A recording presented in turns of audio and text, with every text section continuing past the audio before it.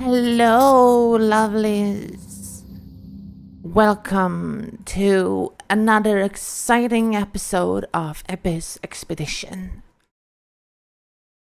We are back and we are playing on Saturdays. For now, and for the foreseeable future. Sorry hasn't been heard from, so we just hope she's okay and everything is alright. But our case here that your Fugi is down here for some reason. That's my fault. Oh dear. But we have a woo, and we have a doof, and we have a oh dear. So can the doof introduce yourself? How are you doing? I was gonna ask you specifically against that. How are you doing? Someone was Me of course. because of course I'm that important, aren't I? Of course, as I said Okay, are we earlier, doing? I'm looking like a king, feeling like a god, and being an absolute sex icon. What's up, boys? No name, no. No name. No, we're No not doing title. like we're not introducing ourselves. We know about each others. We are just asking people how they are doing and talking about stuff. Yeah. Good. How you doing, Ken Catbug? Bestie. Mm. Teehee. Silly, way too fucking full from food. But I'm here, I'm alive. Barely. Mmm. You're still alive, and that's what counts. Woo! No, somehow. But it's all my fault. Give it up for the bare minimum. Woo! Clap, clap, clap, clap, clap, clap, clap, clap. We do need What a applause. yeah.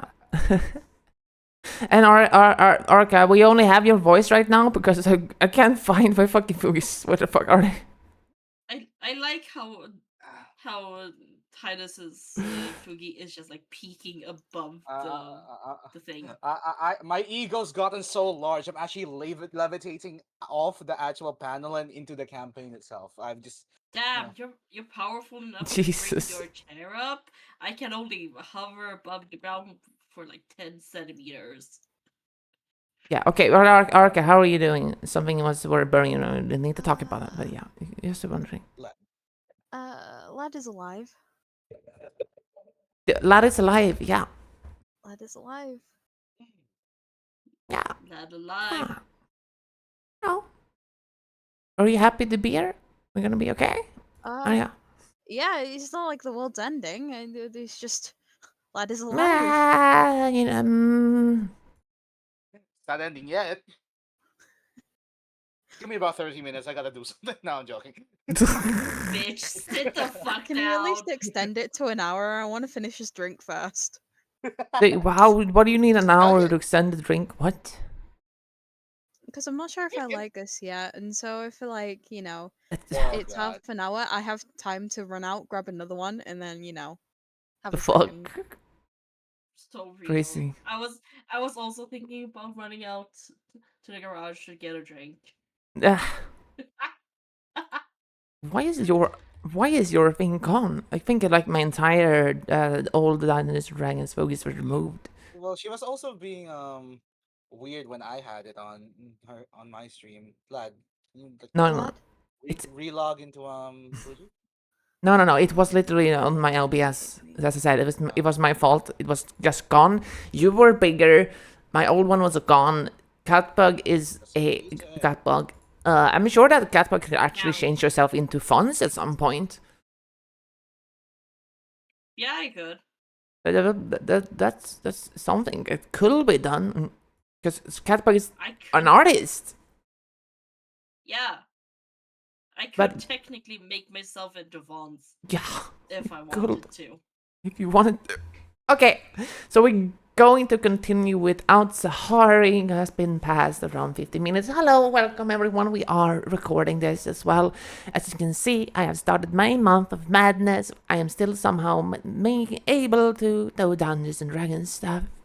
And I'm going to try hard to focus on doing that more consistently again. We're going to swap over Dungeons and Dragons to weekends though. That's really the only time I have. I love Dungeons and Dragons more than anything. I've been doing this for 11 years and I want to continue doing this for 11 more. barring, of course, certain exceptions. That leaves us that if we are 3 players like today, we will play. And we are going to change the sort of engagement with this campaign. Because earlier I was thinking this was going to be like a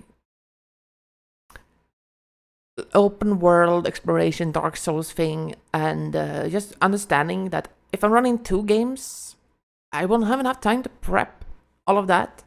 If I was running both of those games in the same world, however, that would be great. So this all of this getting archived in some big bundle sometime in the future, where we get another group running. But you guys have encountered the Nor, and you're at the foot of Nor. So I figured, is this something you guys as players want to focus on, or do you just want to get the sort of light of Nor and can go somewhere else? You have found Pawn, who is a pawn of Nor, but they are an NPC who's gonna join you.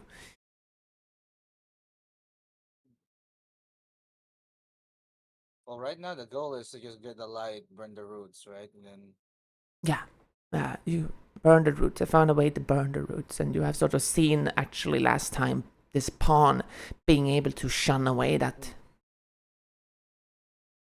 the roots. Well, so that's your quote, but that was also that's me asking you guys if you want to put the attention to like the questing sort of in towards the Nor or somewhere else, and we're gonna include all of your backstory ideas and things into that. But it's just not gonna be the open world thing.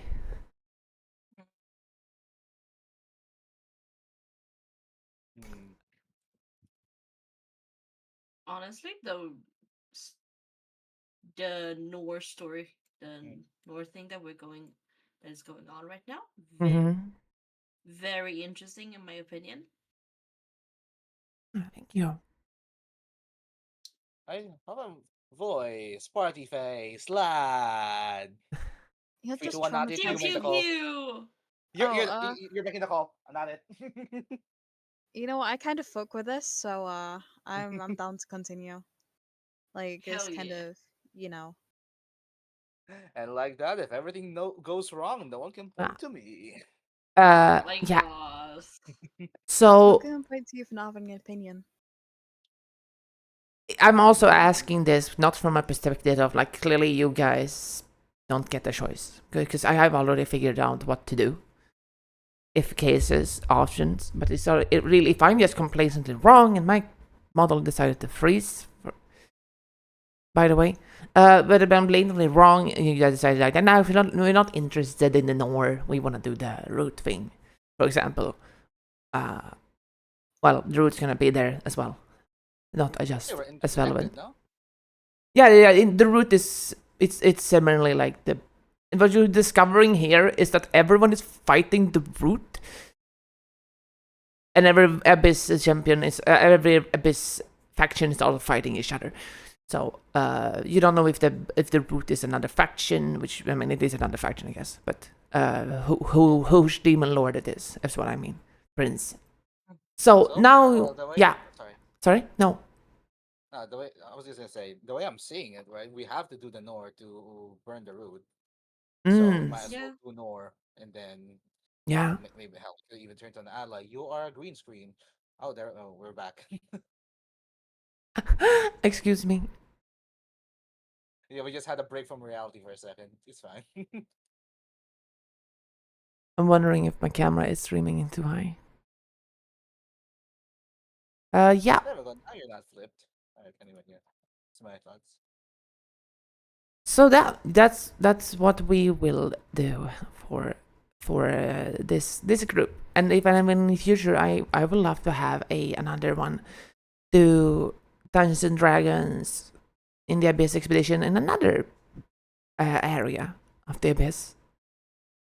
That sounds lovely. I think the camera is plugging too much resources. So I'm gonna turn that off. You can just watch me on stream. I hope. Jens, you think we can get more pawns? Just have like a army of Nord children that we adopted. Pawn, Oh, you had to ask. We're not doing the thing of like adopting NPCs, Titus. You're 100%. More bodies to throw. You're 100% able to do that. Okay, so let's. Becoming a running orphanage. Look at him! Look at Paul! Look!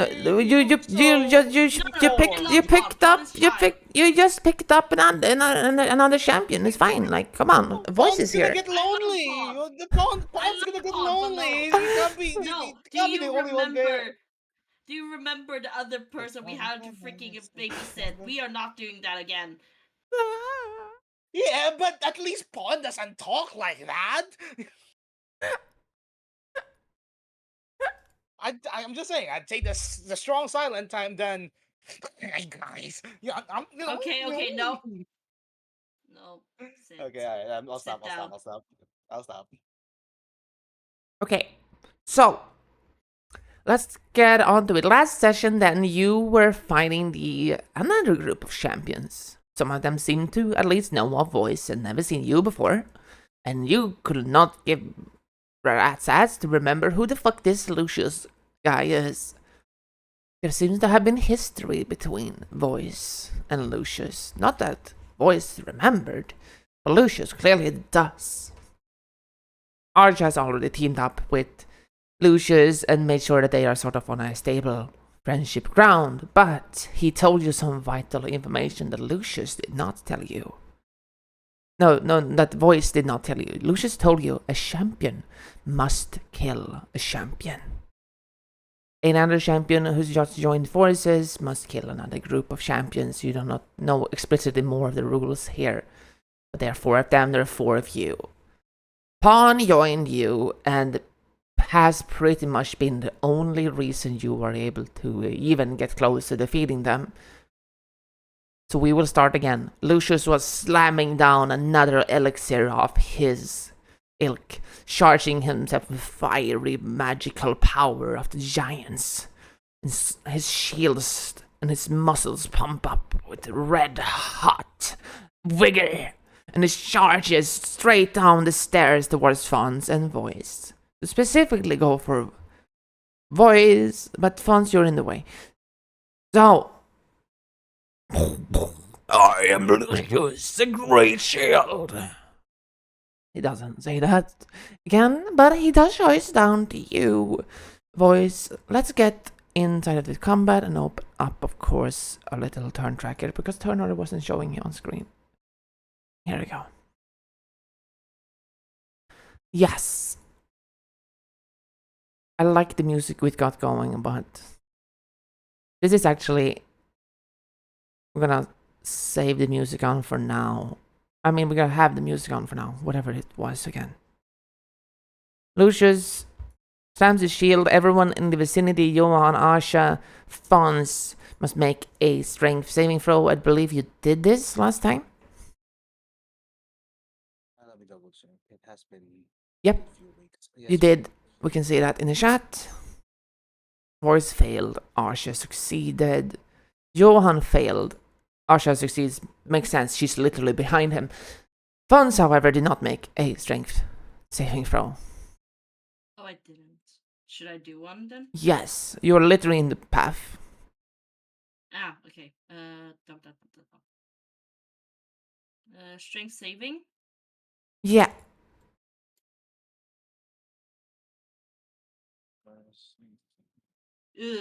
I'm guessing I did not save. 11 does not succeed against his might. He slams forward. It is a DC. Okay, no, actually, Asha is even cooked. I don't remember what DC I said last time. It was 18, yeah. The damage is negligible for you guys, but you are pushed out of the way and proned on the way. And take 46. It's fire damage. Oh. So Johan is pushed away. Asha takes half of that. Is not prone. How much damage do we take? 19? 19 fire, yeah. Okay. Johan, you're I'm pushed. back down. Voice, you're gonna take all of the other damage as well. He haven't even attacked you yet. you remember last time we smashed you into the wall and you fucking died? Yeah. Oh yeah. Yeah. But maybe you remember. Lucius put down 2 of elixirs. You have not drunk yours yet. He charges away. Fons, you get yeeted behind him, I suppose. Lucius smashes down. Voice goes immediately back down. You don't have your shadows to save you now, boys. So we don't need to do the massive amount of damage, but we can roll it anyway.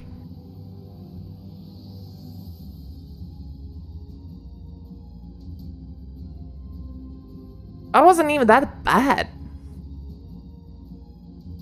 You take that plus 8 additionally, but since you died, it doesn't count because it's a singular hit. So you go down to the ground or your knees or something, and Lucius picks you up on top of his shield. Voice,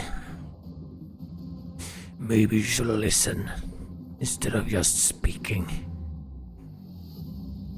Narteka is goners. The only one of their allies left is the bear. Johan, it's your turn. You got pushed away over here. Oh wait.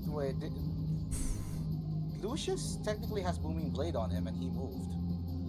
All right. Roll the damage. All right.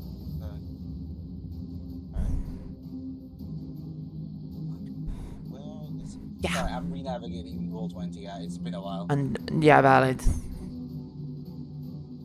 Blade, I'm renavigating, no BS.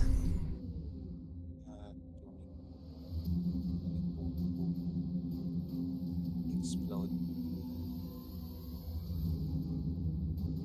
10 thunder on him while after he moved.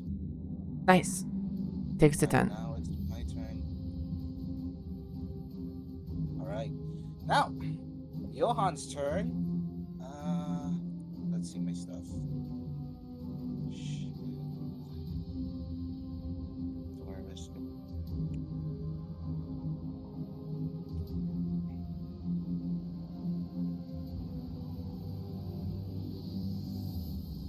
Fuck it. I'll save it for in case. But for now, Johan's is gonna draw 2 swords, and it's Lucius. Is he technically beneath him because of the stairs, or? Yeah. Like slightly beneath. It's like on top of Voice. Just straight up jump on him while I'm wailing over him. Sure. Alright, first attack. This is going to be booming bladed with crit. Nice. Crit. That is that is that, and because booming blade was declared, that will also be a crit. So that's going to be Nice. That's going to be 28. That's 32. That is 46 damage on that one.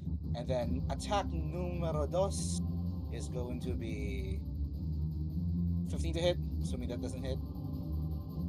15 misses. Yep. Third attack is 26. Yeah. Alright. And that's going to be, 15 damage. So there's that. And then we're going to do offhand rapier, finesse, 25.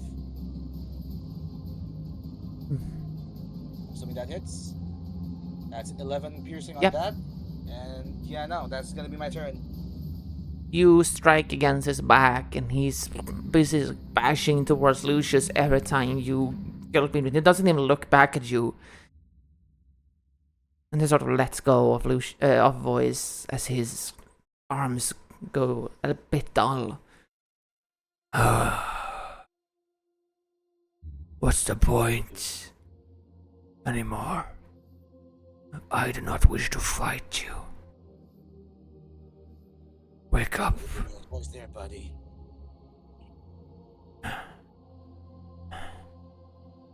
There's no point.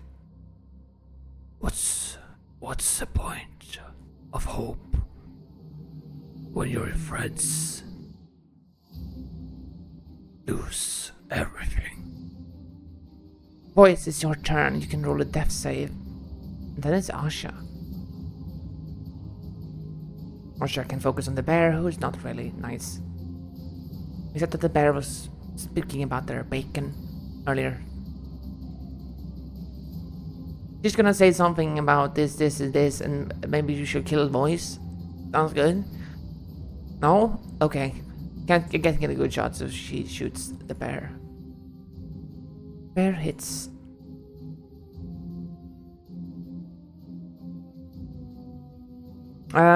But well, while you guys look at Asha suddenly behaving a little bit different than usual, like more tactical, less speaking, less vocal, you see that something glows from the rune of her back, and a great wide smile of madness goes across her face.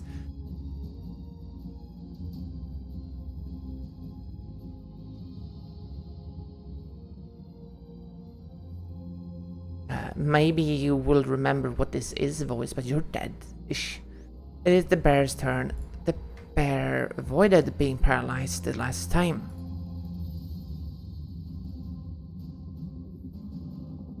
Why is there a sacred statue? Oh, it's a sacred statue. That's not correct. Interesting.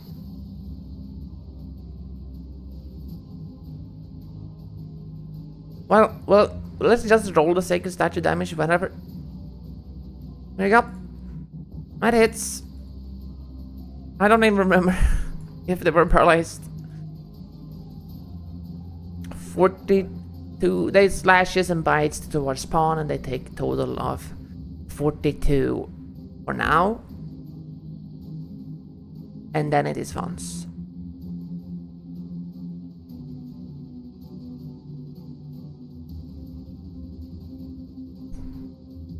Cut back. Yes. Okay. Is Voice like down? Voice is a 0 and has doing death saves, trying to struggle back. Their shadows lifting him upward. Okay. I am.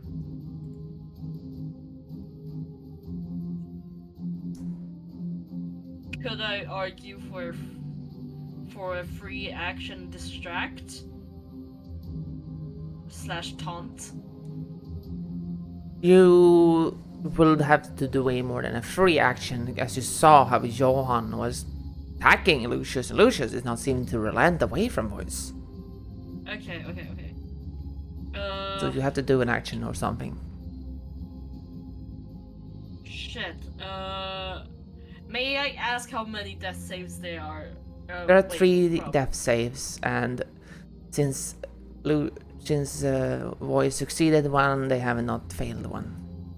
Okay, I am in this case just gonna 3rd level healing word. Yeah. Because I literally have no other, and because Lucius is distracted, I'm gonna back up. Yeah.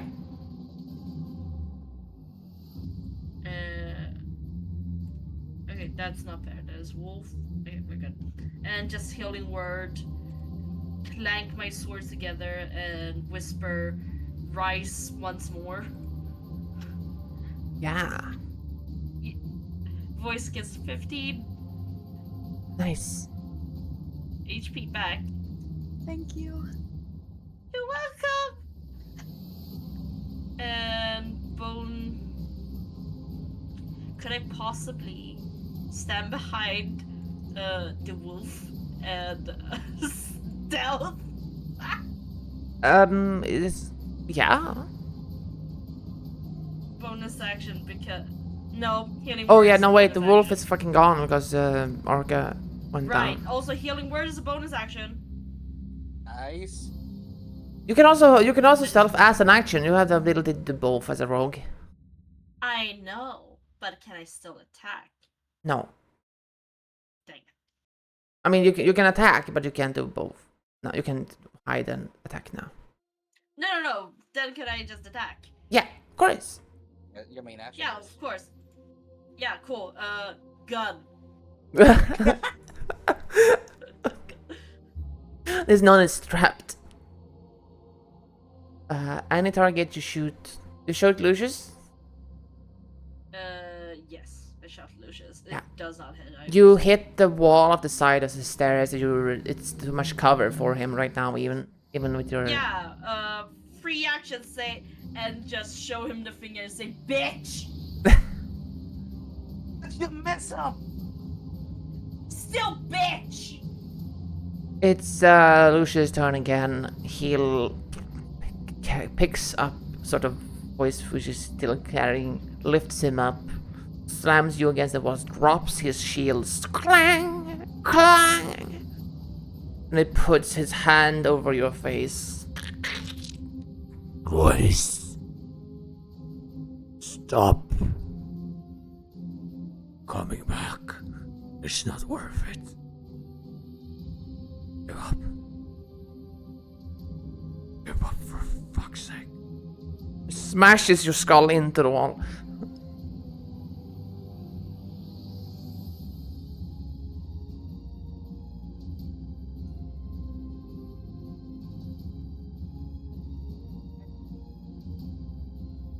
Once again. 25, 14 is not a hit on you. He smashes you once. This is not a lot of damage. He deals 6 damage to you, the first one. Because he's weaponless.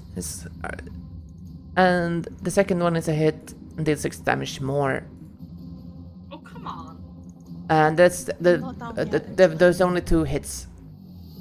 And he has nothing left to drink or to heal himself with.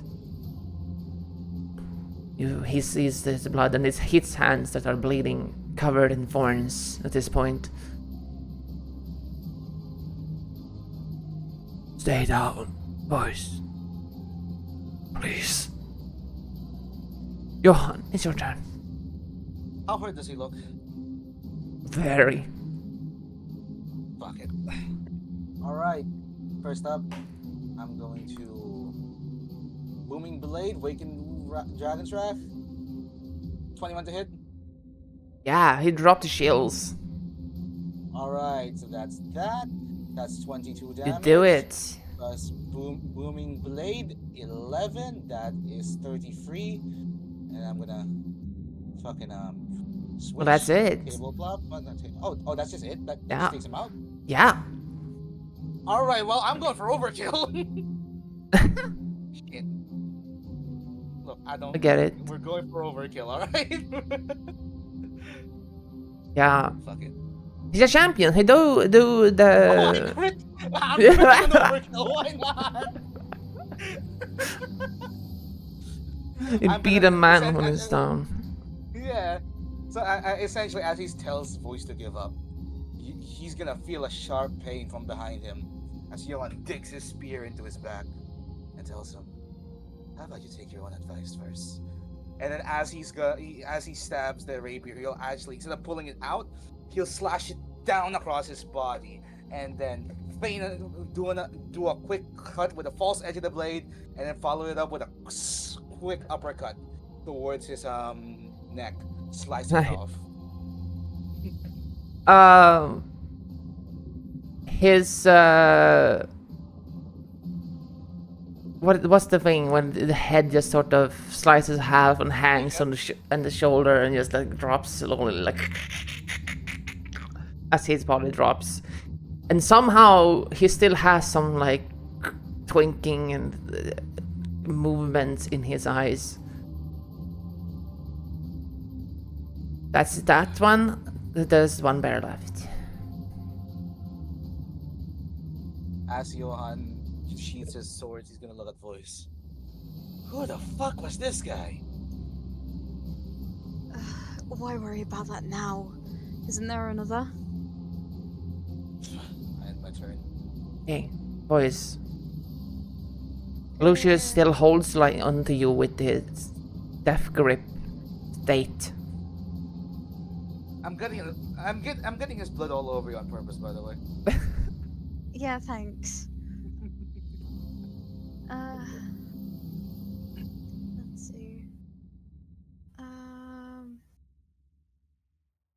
You're grapple-ish, but... Yeah, can I... so am I technically grappled? Or... You're technically grappled, yeah. Okay, how do I... You have to I want to break... get out of the grapple. You have to break the DC from that with an action. Or teleport yourself. Alright, then fine. I'll, I guess I Misty Step, over next to... Yeah. Asha. You vanish into the shadows and appear somewhere else. Goodbye, second level spell slots. I'll miss you. And then... The bear thing's just on, outside the room, right? Yeah, it's straight in view from you now. Okay. I'm gonna cast a firebolt. Right. Wait, what? That didn't... No, that's just the spell description. That's There we not go. actually- Oh, yeah. You crit, Oh, I think it's goners. Right. Yeah. Do I roll it twice for crit or? Yes. Or... Okay, there's a crit damage button you can click as well for bad, so I'm that rolls it blind. over to it. No, you just roll it twice. Okay. So you get the druid out of wild shape form.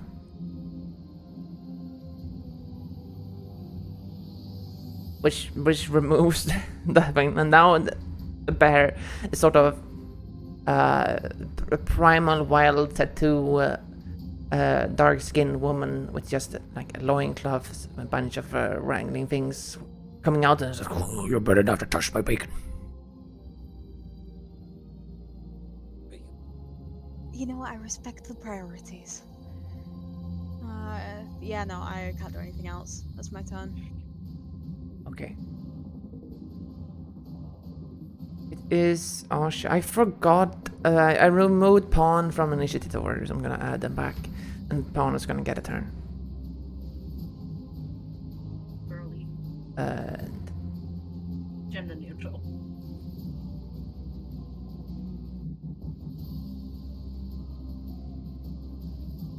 Oh, that's not the right attack.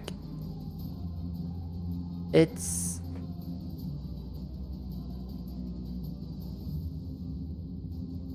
When I moved character sheets at plus 12, right? It's a plus 12 attack roll. Pawn is crazy powerful, but this is all they can do.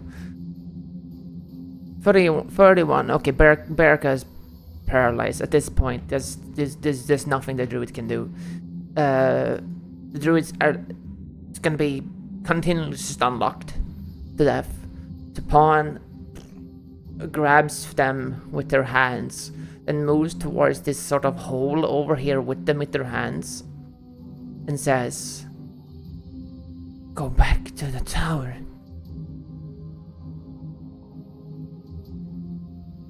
Tosses it down this little hole.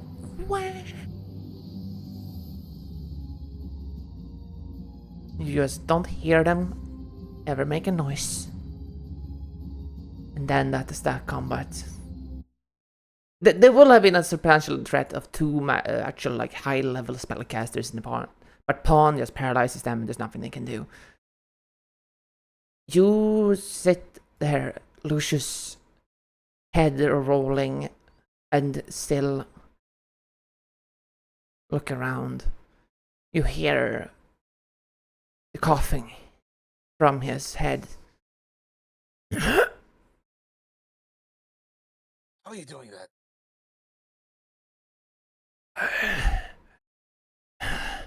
Voice.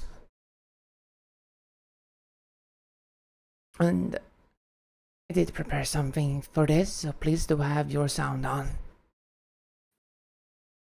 Voice. Voice. Not even you remember me.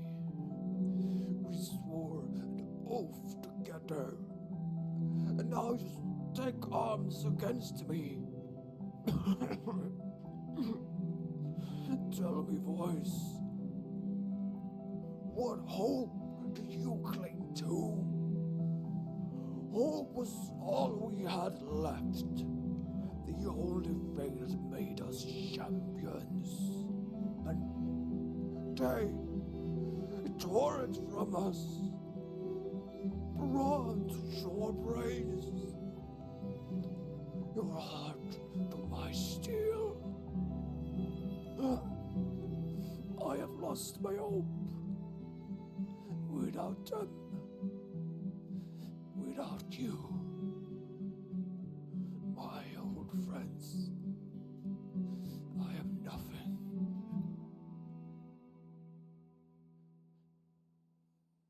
With that, you see that the champion does not return to the hamlet, and they disintegrate to ash. Johan's gonna look the voice. That's one way to deal with your ex. Wouldn't you know? Couldn't Anyway, have that's that.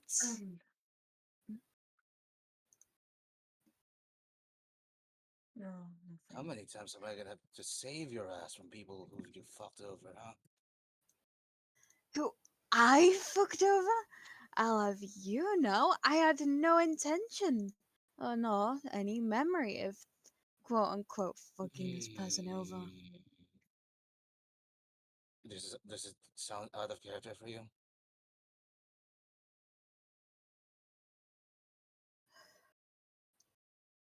Thought so.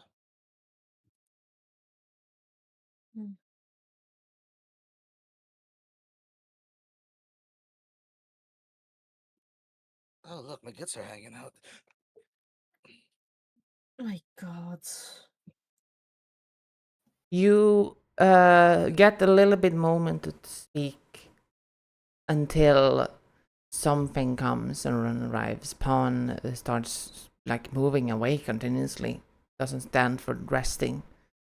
But a winged creature descends from the shadows in dust of raven cloaked. 4 wings, 2 on their back and 2 against their hips, bearing a large scythe glowing with the runes of bone and death. A angel comes. A demonic angel, halves of only a skull, comes to retrieve the champions.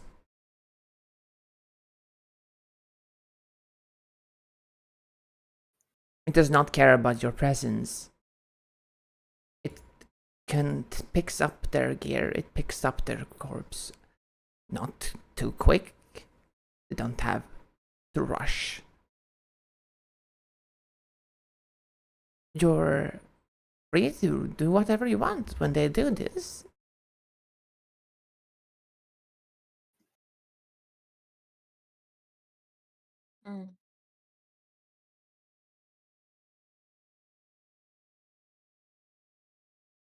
Grabbing the shield.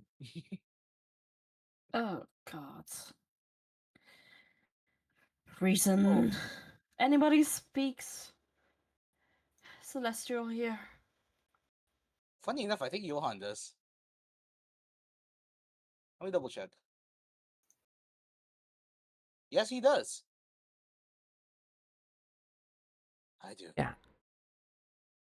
You see what they do with the orc shaman from earlier. They push something, a special part of their. What's it called? The bottom part of a scythe has something into the back of a rune separately, and the body and everything gets absorbed and travels forward away like a green light. And moves to Narteka to do the same with them. Can I take the mask off Narteka? You can try.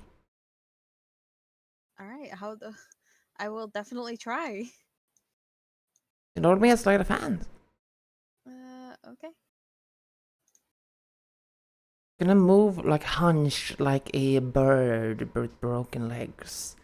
moving forwards, almost crawling around on the floor, having this sense of an ill omen crawling up on the corpse.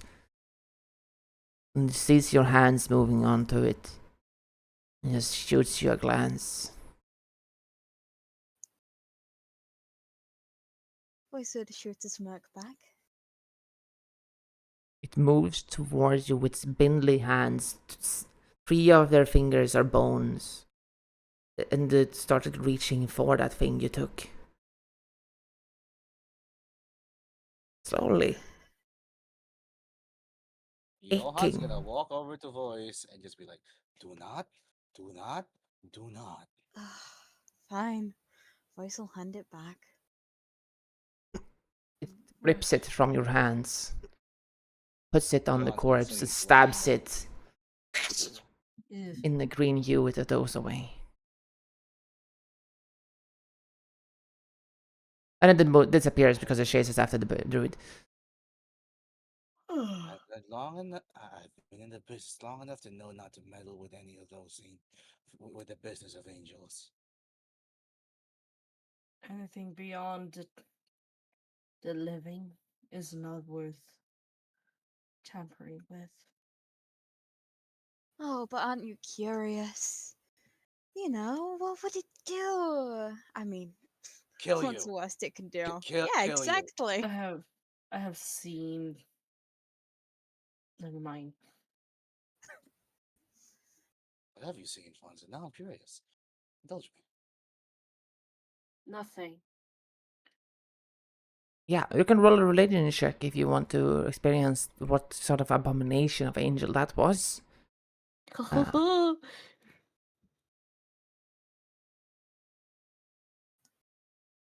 17.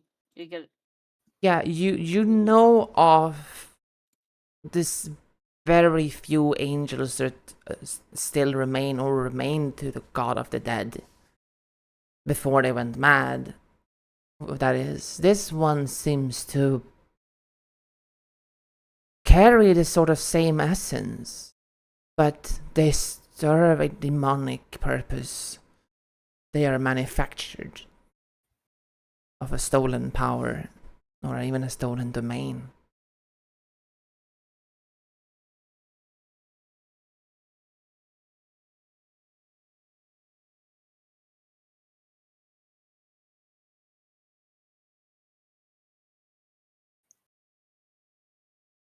That is, they don't serve the actual god. Yeah. Did Lucius leave anything behind? Yes. Or... You look back, Lucius' body was disintegrated and all of his gear was left. Since there was nothing to tie him to that angelic thing, it did not take his gear. You do get his 2 great shields. Unfortunately for you, I don't think you want to use them, but you have them. They are a dual weapon. You can use them as weapons. I have a question. What kind of yes. material are they? Yeah, that's what I was thinking too. We could like, if these are like We some can both fancy edit it stuff. out. Yeah. He was Watson did lose some armor, so you know. he was carrying doors that were just scrapped onto by a master craftsman to fit his sort of vibe. He refused to let these doors go, and someone here down here must have actually made them. Yeah, like a fortress doors. Someone here must have made them into the fucking brilliant magical things they are today. You have runes on them, so they cannot be actually separated. They are one attuned item. They are +1 great shields, however, which is a fun little item. You also get his armor, which is a plate armor. It is suddenly not magical, and once you approach him, you see this sort of spirit of a white and black miasma urge from his remains, holding forward a almost prepared to depart until your void sack that you got from the wizard the rather rude wizard absorbs it into itself, capturing a piece of a champion. Pull out the void sack, swirl it around a little bit. I've known you for a whole of 2 minutes. Shame, really. If we live I in guess you different just have. circumstances. So I'm sorry. Oh no, I was just going to make a joke about how he apparently has fallen for you. But Yeah, they it's tend to do that. That was a shame. I think I would have been a good friend to him if we met in different times. and now he is just falling by your hands.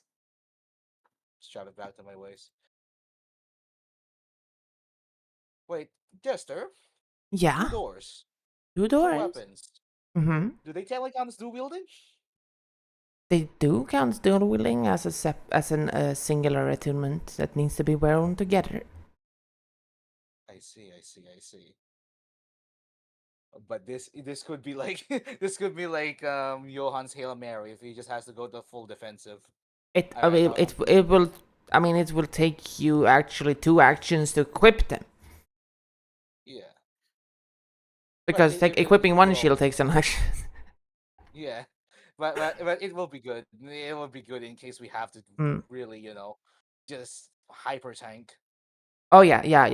Each. This is one of the only items that gives you the double stack shields, and they are. Nah. I love my homebrew.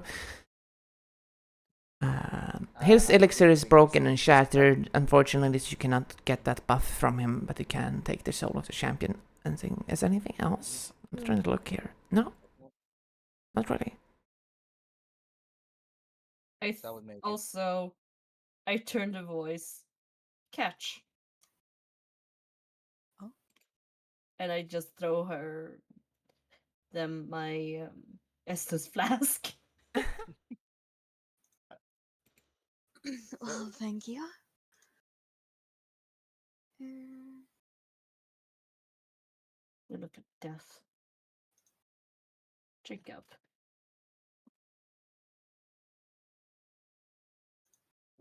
How much armor does a great shield add again? Like, is it a Great shield is a +3 because it doesn't exist in 5th edition, so it's like a homebrew item I have to make. So it'll be +3 twice. It was +9.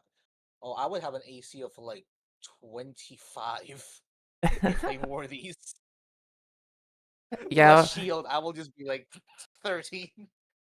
You will not be able to cast spells. You will not be able to shoot bows. Yeah. Okay. Okay. How much healing do I get from this? You get 48. I think it says in. We have added it to.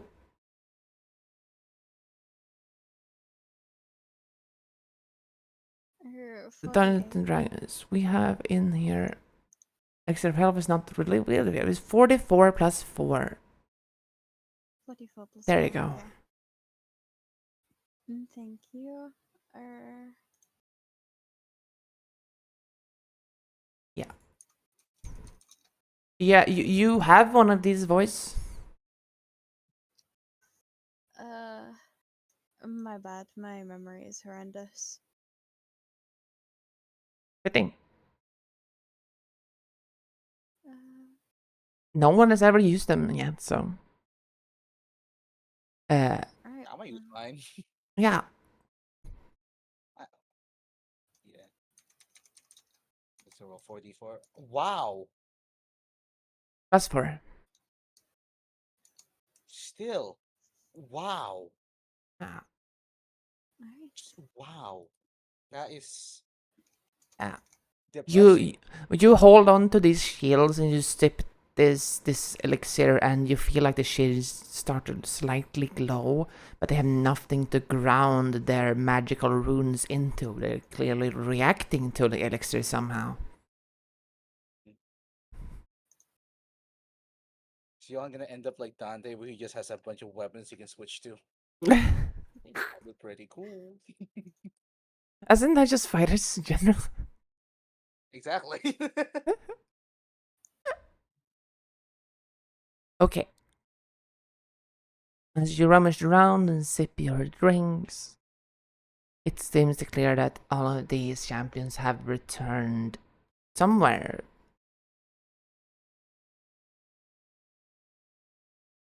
And there is a lot of secrets on. With that out the way, it's no longer my problem. Let's get a move on. Yeah. And Voice is gonna slowly start trying to sync out the room before anyone starts questioning him. Pawn is standing over here by this door and just looking at it. That is from another direction you didn't come. Yeah. Found something interesting here, bud.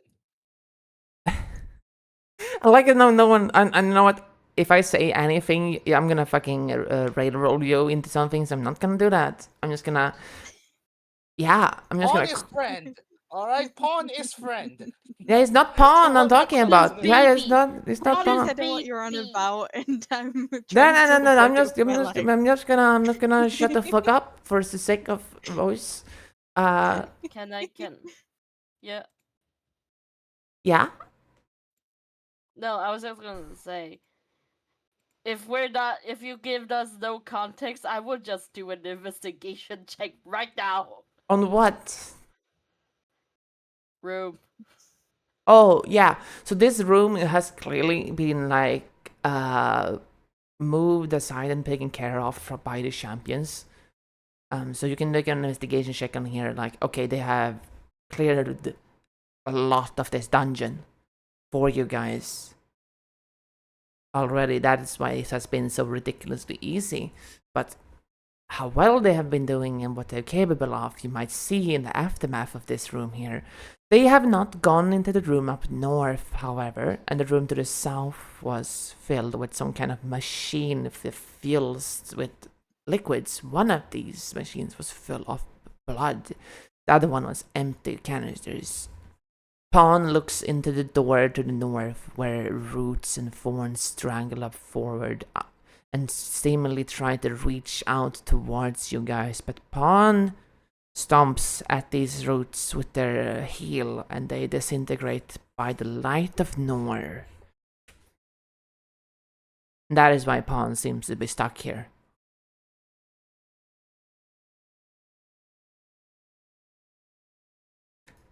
What is your investigation check? I will do it now. Mm-hmm. Oh, yeah. That guy's half naked. Yeah. What? Yeah. So you see that room that there is actually inside of the room there is an old monk trapped in the roots and seemingly fused to this, but he seemed to be somehow conscious, just like the ones on the outside direct against the rooftops. But he has ignored the will of the command of the Nor machine below, so he must not follow their same tribute. The champions prior seem to have been blasting spells outside of your territory, specifically Narteka. You see that most of these battles commenced has been single-handed taken by Lucius and this Archmage, with such complex things that they have easily dispatched this with seasoned veteran efficiency.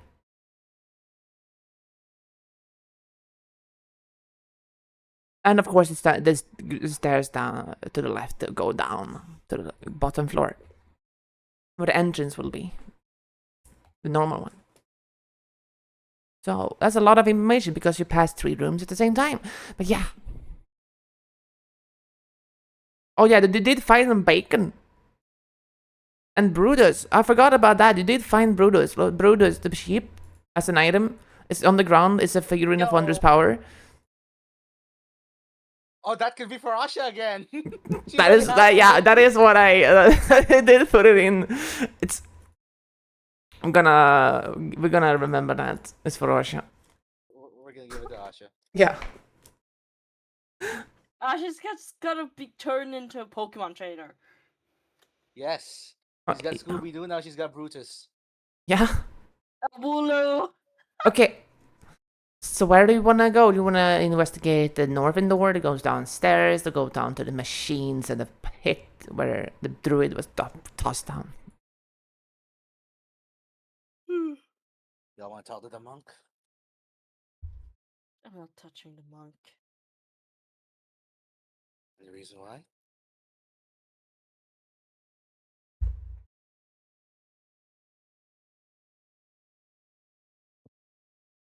Hmm? He could know something.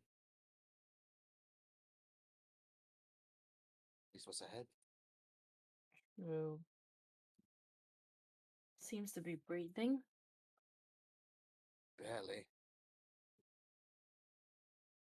Johan, you move forward and the thorns and the vines start lashing out towards you.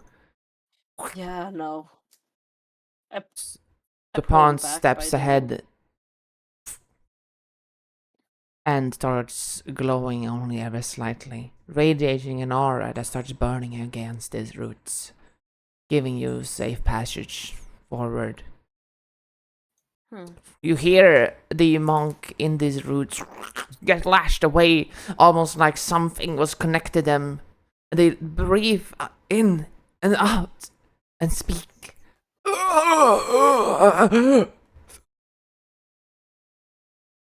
And then just started vomiting piles of blood. That doesn't look. Oh, you don't look healthy. I am. My mind is returned. The light of Nor.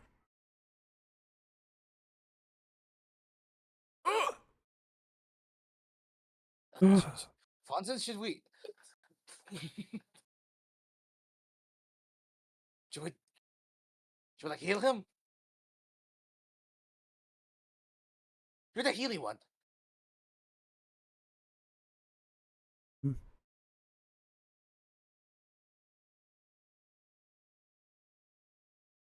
Fun. Catbug?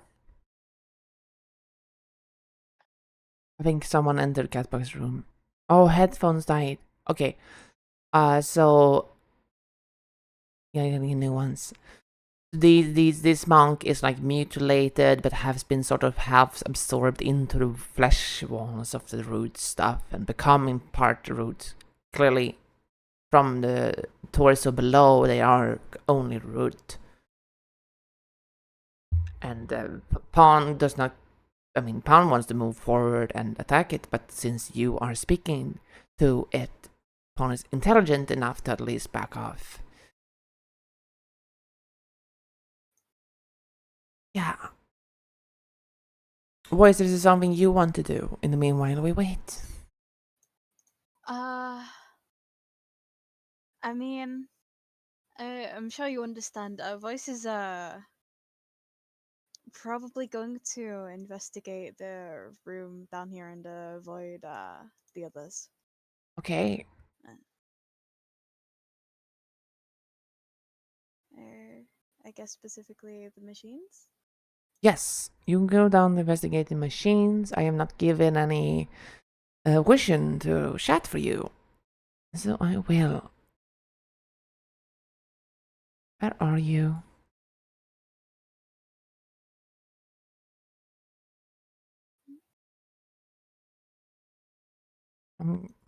We want chat to see this.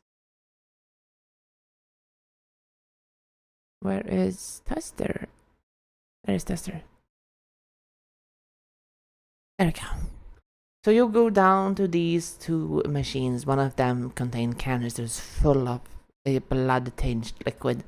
Another one here, and you step forward to investigate. So please roll me your investigation check.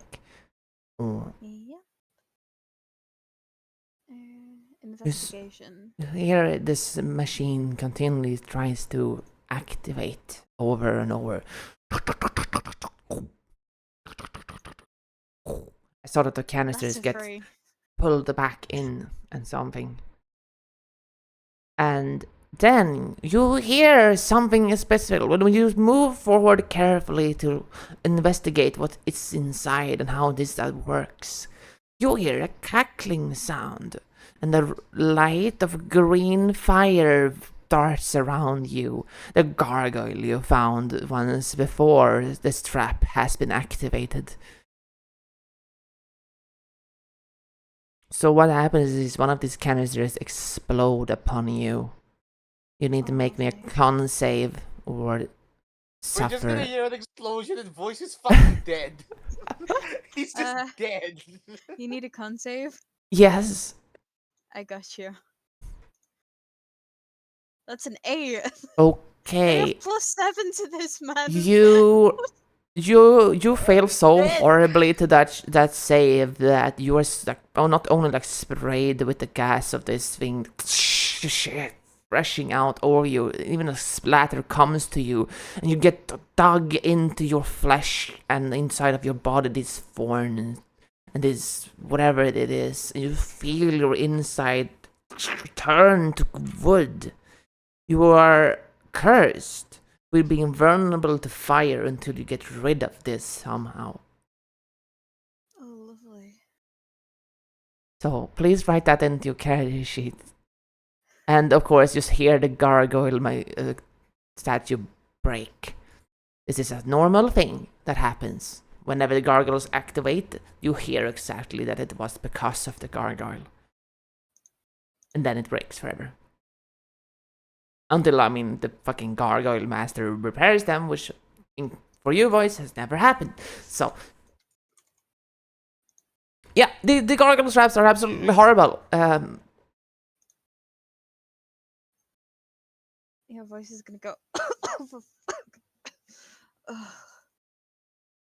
Not touching that. Well, and he's gonna just have a peek in to see what the others are doing up here. Yeah, I was going with the thing. Catbug has said that their headphones are trying to be fixed. I can assume that Fons is trying to speak to it. So if you're still struggling with the headphones, you can at least type your question, and I will assume you're all helping out talking to it. You see, of course, Voice behind you, turning into half a tree man themselves. So. Imagine Voice like those those Looney Tunes skit where I'm something goes back. into I'm their eyes back. and then they like are covered in suit. Yeah. That's what I imagine Voice looks like right now. Yeah. You're back. Welcome back. I don't know why, but my microphone is not working though. I can hear you. Yeah, I'm using the ones connected to the headphones. Okay. So quality change. That's fine. That's fine. It's fine. It's long as you're here. That's what matters. It happens. Yeah. Voice activated a trap made by the gargoyle and got blasted with a curse, a horrible curse. And you were speaking to this monk. Sort of horribly tortured and fused into the wall and the roots.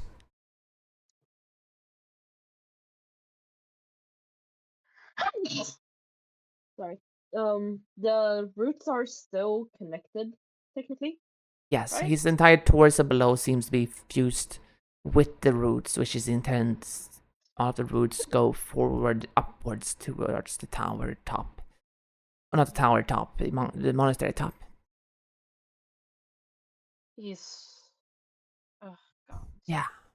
From what I remember, the roots will suck up any healing. Uh-huh. Right? If we don't heal it once and then heal again. Oh God, and I only have one spell left. And considering it's made of these things. Exactly. Yeah, so it's even a wonder that he's alive and conscious. Yeah, he's alive. I'm just gonna walk forward and kneel in front of him and just be like, "Can you speak?"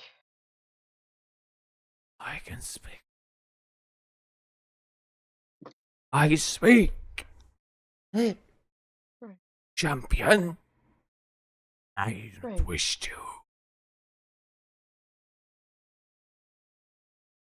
I was a sensei, teacher of monastery, until they all came. The wars, war forms.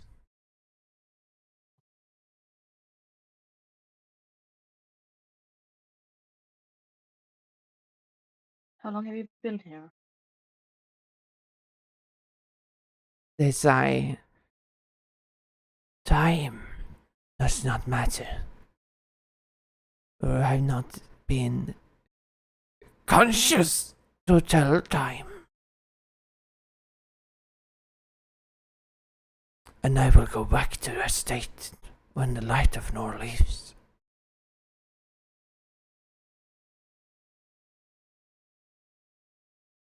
Hmm. Hmm. This warned you, champions. But thanks for giving me a momentary respite.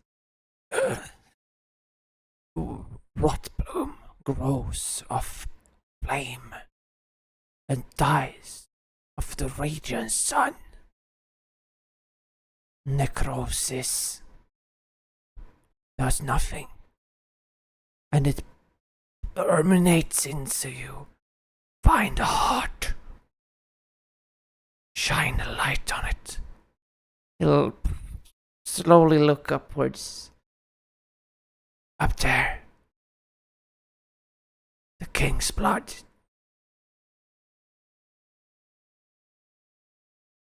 It grows these things. You seek these things.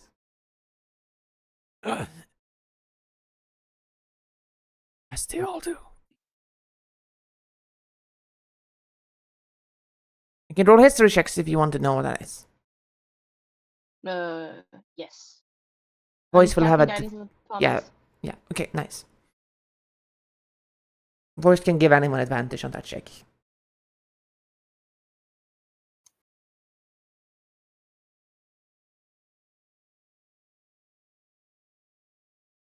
History. Yeah, so roll with advantage. With voice, you want to help? Yeah. Yeah. I need that. And then guidance. Oh, you roll an insight. Oh, oops. I accidentally hit that. Nice! Look at that! Is that a crit? 24. No, it's not. So 24. Yeah, you're starting to connect things like of the paintings and everything you've seen before, like the murals and the things that happen, the routes that go quite literally everywhere, trying to reach into the monastery radiance. Everything makes sense. That radiance is all of the roots can be destroyed. You want to find something to find it, and it comes from the king's blood. The king is an ancient fae. The birth, the father of all demons. His blood, if that is true, still remains up there. And that is also the way that you guys seem to level up. Voice remembers who have sought of many a king's blood before. A special flower. A rose that bleeds. You need this for the power.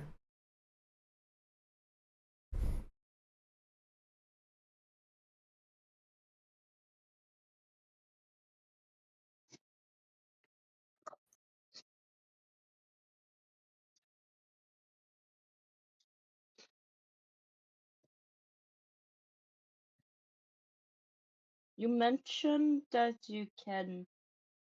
I was going to try and just cut away at the vines with my divine blade, but at the same time, where the fuck would he go? Can we like do him like with like Kratos did Mimir and just keep him like a head? Huh? Like God of War cat bug. You never seen God of War? Eh, Mimir, Funny. grandpa head. eh. Boys, what do you think about that? We could try that. I'm sorry. I need what? You never had grandpa head?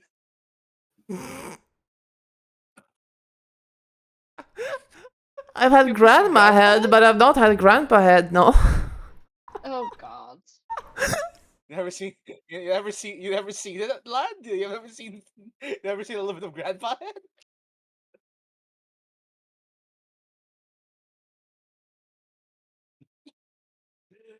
No, like Hmm? if you've played or you've seen clips of God of War where Mimir is just like strapped to Odin's fucking belt, Oh or yeah. because he cut his head off. Yeah, that's what I'm going at, lad. Oh, Nope. there goes Catbug. Lad is too confused. I'm sorry. Can you need a moment?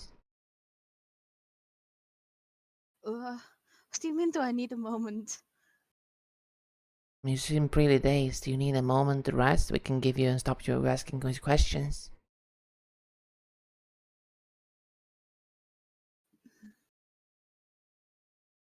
All right. Not like Uh, that. I feel like we need like a little pause, real brief, real quick, like a 10 minute.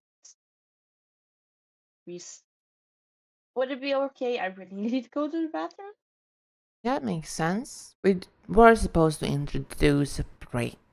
Let's do a little bit of a break. I say at least like 5 minutes for me, but the rest of you.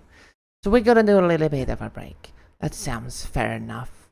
We're gonna mute yourself. We're gonna play some funky music in a meanwhile. You don't go anywhere, Shadow. We'll be right back, okay? Thank you so You much. better not go anywhere. I will get violent. You went Anyway, violent anyway? not outwardly. Uh,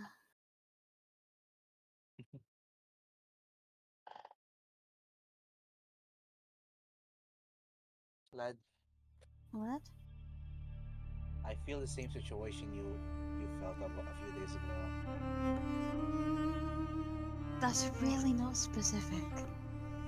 My thighs hurt. Oh, oh, yeah, your thighs hurt.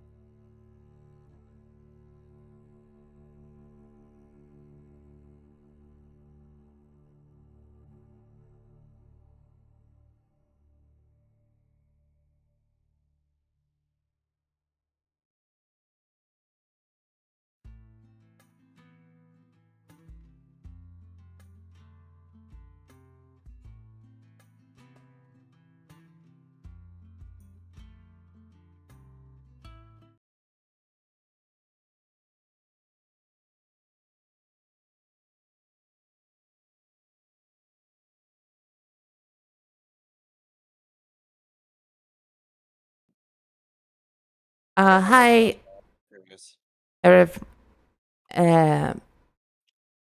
We're still waiting for some people, but I don't know what else to do for the break. And I didn't put a timer on, so I don't actually know how long it was gone. But it doesn't matter. Oh, we turn to just chatting?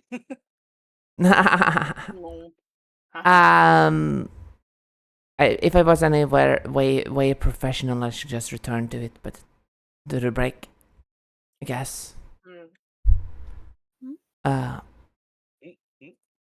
But I can't seem to change lock volume. Oh, that's why it was weird. No, people can be heard of you. Okay. No, so I am hypomanic today. Everything goes like burr. I don't have much thought to things. We were just talking about viewership and the dates and everything. You are the only one currently now consistently streaming. Oh, me? Yeah. Well, yeah. It's just a hobby I really like, so it's just kind of. I made sure to cut out certain parts of my schedule specifically for it.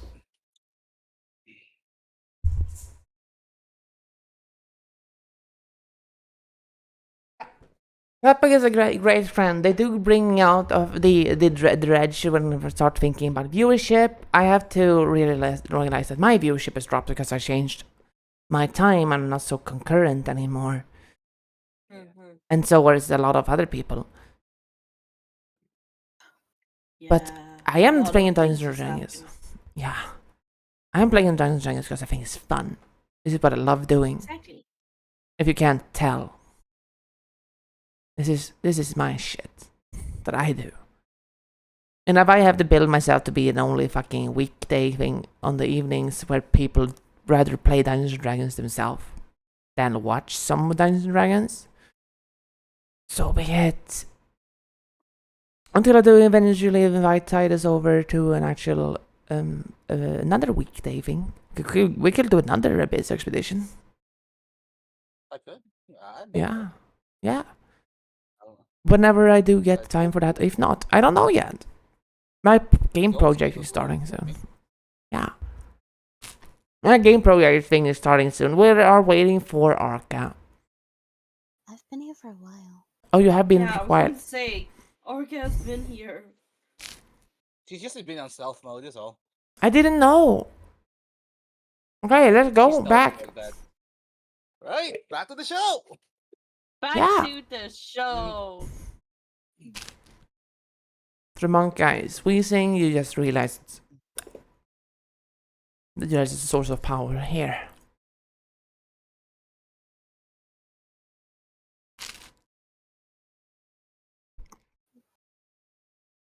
What are your thoughts? This fun's unseen. I'm just gonna let her take the lead.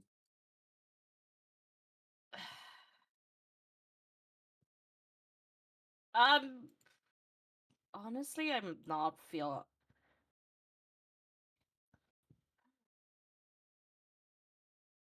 Do you wish to be free of this place?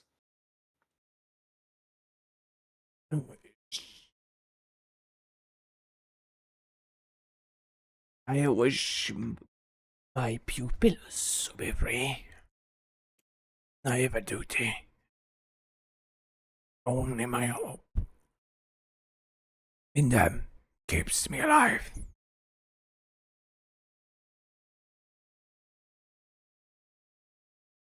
Do we know if they're alive? I mean, none of them are alive, but like... What? Well enough. Champions, go to the top. We protected something. The king's blood. The demons will come for it.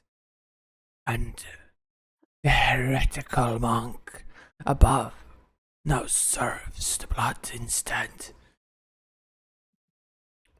of madness. We were fools to serve anything at all.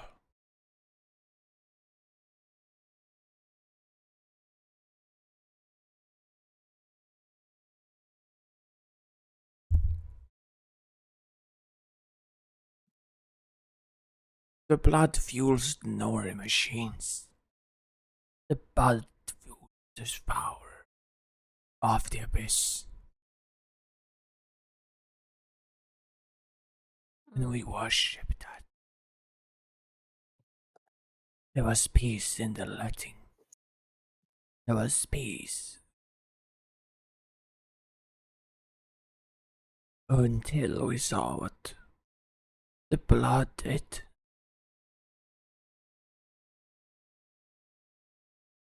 I was waiting.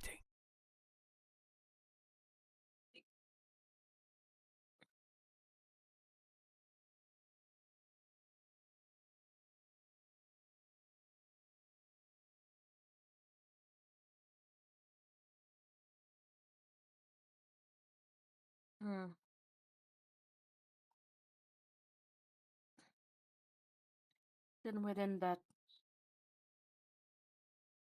I cannot promise, but I will, in my best of faith, try my best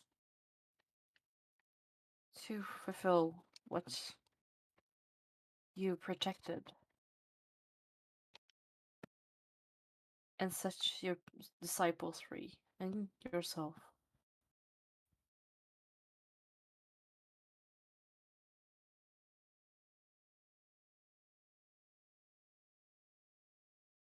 I shall it. You may return to rest, and we shall leave you. And closes his eyes. Yes.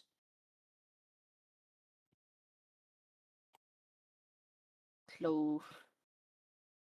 And I stand up. Pawn moves forward after you,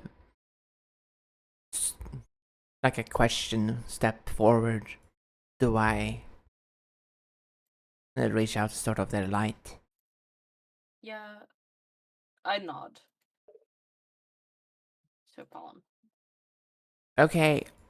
So, if you guys have any other input, because no one has specifically told Pawn what to do with it, Pawn is gonna do what they feel like they will do. So, okay, is Pawn going to kill it? Is the question. you can assume so. You wanna roll an insight, or you have another input? Pawn is pretty difficult to understand. Yeah. The rest of the group, do we want to kill him? Is he going? Do we want him to die? I mean, might as well put him out of his misery, no? I mean, I was going to say the same. I'm physically indifferent. I'm kind of curious of what Pawn will do. I'm just gonna tell Pawn, keep it clean. Be gentle. Keep the head. Maybe I can use. Maybe we can break it back. No. You're not using the head. You're not keeping the head. You're not keeping a skull. Pawn I was moves. just joking, Fonson. Have you never heard of that one story? It was all in the publishing works for the longest time. Pawns moves forward with their hands sort of burning away the roots and just sort of puts its hands on the monk's shoulder and it's just shaking, but the monk is sort of like meditating through the pain like an actual master of inner tranquil. Probably how it has survived for this amount of time, just to pure force of will and wisdom reject the curse of the old king. It just rips off the torso from the root that is burning away with this radiance, and it splatters blood and it throws it against the ground and rips out his heart from the corpse at the bottom. Burns that away too, throws it away. In the very not clean way.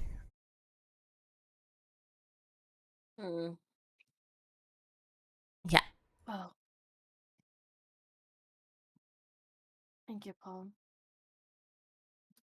a lot of the roots now start burning away. You now have access to this room, Sensei. You see, just like he said, when the heart is gone and burns, the roots release and can be destroyed.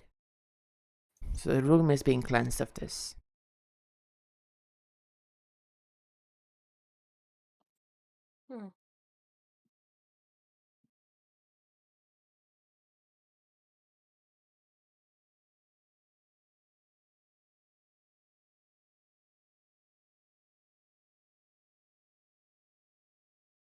Oh, that's that, right?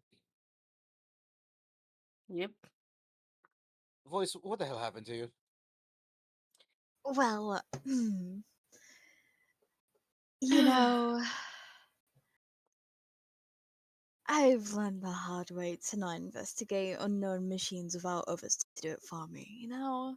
Oh, Anyway, 2 rooms down. You want to go have a look, mayhaps? I'm just gonna. Okay, I'm just gonna approach and just like move their head so I can like see better what is going on. Yeah. Medicine / Arcana check.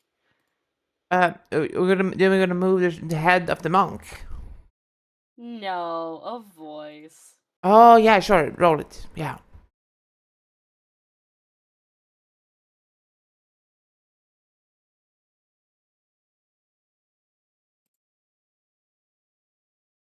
Yeah, you can tell that somehow these foreign curse are permitted somehow inside of voice a different way and make them sort of carry this this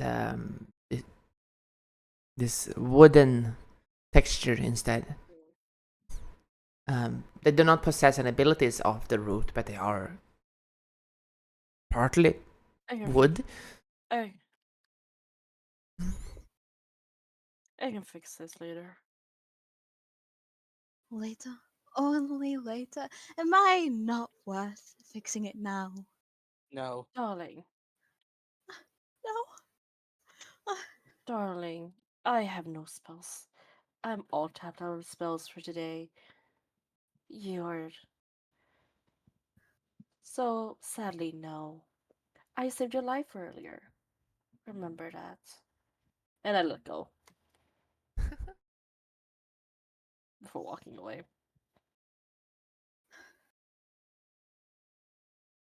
Bitch. Say that the voice as I walk out. Bitch.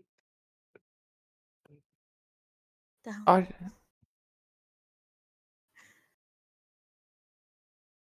Arsha is like playing with Vaughn in a little bit more mischievous, looking around sort of way, still with a wide manic grin on her face. Not knowing what to do, she looks around this area with the machine. Oops, I moved to Johan apparently. Oh no, she's just dragging me. Yeah. Why not? Yeah. I realized I should put a banner. I should put the banner of AbyssExpedition on top of the show here. Ew. It's a visual. Anyway, Mhm. yeah, we you come here. You see that behind you, the voice. There's a pit. The roots seems to come from above it. However, it leads up with the roots, so they seem to quite a drop to the bottom floor below, and even further. And the machines here, Johan, if you want to look at them yourself, you can. I'm gonna look at them, and I'm gonna specifically try to avoid anything that explodes. Yeah. Guidance, whatever you're doing.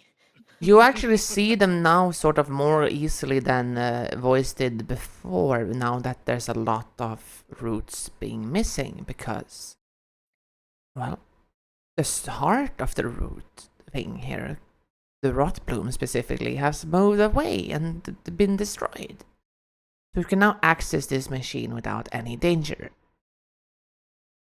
What does it look like it does? Like, what kind of machine does it look like? It seems to be like all of the canisters that were once blocked off from being pulled into the slots have now put themselves into the slots of this machine, and the other one over there seems to hold empty canisters. The canisters that are full contain blood of some kind. Or some variant of it.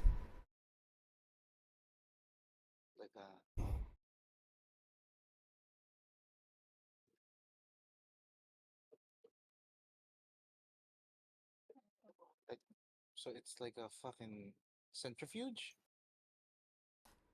You can roll me a investigation check too. Yeah. Investigation. Can I help with this? Yeah. Guidance. All right. With help action from voice. Do you have proficiency in the investigation, boys? Do you? You do, right?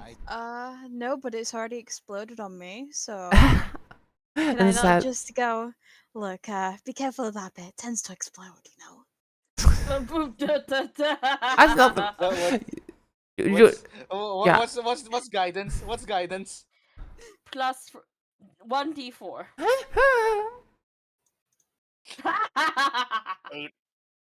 Yeah, you're not fully able to help figure out what this machine does, other than like this machine seems now to be active. The other one to your right is not. That is all you. What it does, you don't really understand.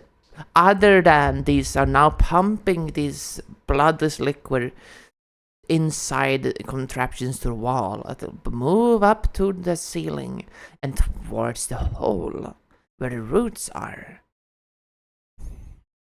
In the middle of the monastery. I have no idea what it does, but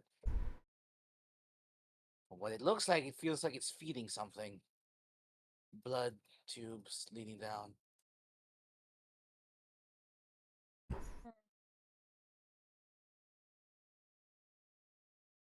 Yeah.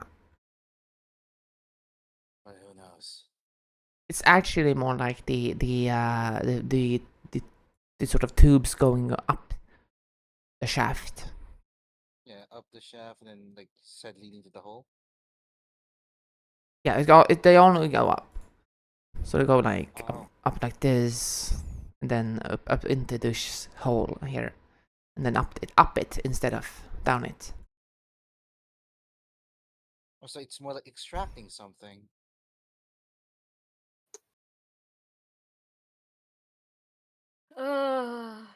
Third time's the charms, guys. Fonson, take the lead. I mean, you have already failed to investigate. You have to find something else. No. The other machine on the other side. There's two of them. There is this thing of thirds in writing. We need. There's two of them. I love how you say there's a thing of thirds in writing, and then there's also the rule of three inside of the world. It's like this does always mean something. Yeah. So one of these machines works. You now go look at the other one. Of course, you can do perception checks on this one instead. Perception? Yes. Oh, thank God! Action, I have proficiency. Yay! This. You can guess guidance on yourself and get advantage. I'm helping. I have perception. Oh, can I get an advantage? Yeah. Yeah, I have. I also have perception advantage. Yeah. Let's go. We're cheesing this so good. Fucking go. The machine's made of machine. The machine is indeed made of machine. Okay, so you manage to see like, yes, so these both need to be active somehow to pump this blood alchemical concoction that was going on here into something up that shaft. and it's right now not currently working.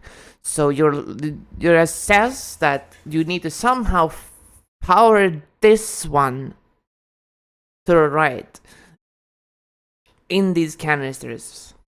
You need to have something in 8 canisters of this thing to be able to do that. So you manage to scrounge up one of these things to be able to fill it with it. To pull one of out from the machine. Yeah. What is the canister filled with? The canisters on this machine are empty, all empty. The canisters on the other machine on the other one? Were full of some kind of blood tainted concoction. That cursed voice like this.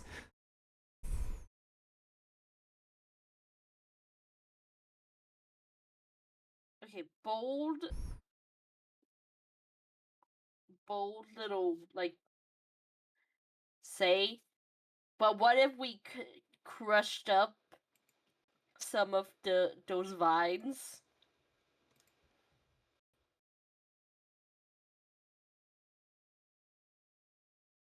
Who's heavy breathing into the mic? I'm sorry. It's me? No, it's fine. I thought it was part of the ambience for a second. No. But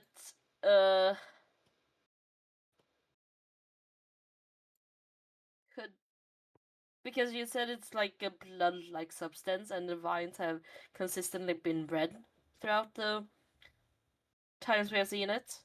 Yes? Yeah. Could I take... I run into one of the rooms with the vines. Okay. And... do I find one? Also, before I do that, I take one of the empty canisters in the machine. Yeah. Take... and, whichever one I can get. And then I go into with the vines and use my divinity blade. My blade of duality light thing, and then cut off. Can I cut off a little bit of the vine and try and stick it into the canister? So here is sort of what you do here. You go to the vines. You go over to the wall where it's like all of this monk's flesh molded into it with the roots. It's just start cutting them open. Yeah. I need you to roll me a sleight of hand.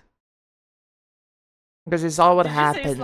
Yeah, you saw what happened to Voice when he got splattered with this. Guidance. Come on. Yeah. Nope. I accidentally clicked twice. Ignore 27 and use this 19. Yeah. And 23. Yeah, you managed to safely rend up just a small protrusion so it ejects in a different direction, and you're able to start spilling it into one of these canisters.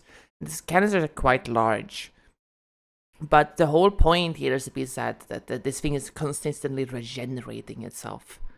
So there's not really a limit to how much blood you can draw, but you manage to draw enough to sort of halfway fill this canister with a rush of this tinged concoction.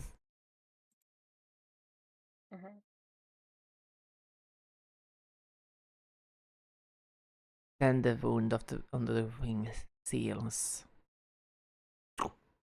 Put your hand on top of the lid and you twist it, closing it up airtight. Yes. And I return the machine and insert the canister back into the machine. Yep, insert the canister into the hole. There seems to be the machine sort of plumps it back into itself and starts slowly whirling to life. Over the course of a minute, you see that some of these, not much, but enough, starts being pumped, and these two machines start beating like the inner and outer pump of a heart. Dum, dum, dum, dum. And you start hearing a whirl of gears coming from the pole behind you. An elevator descends down.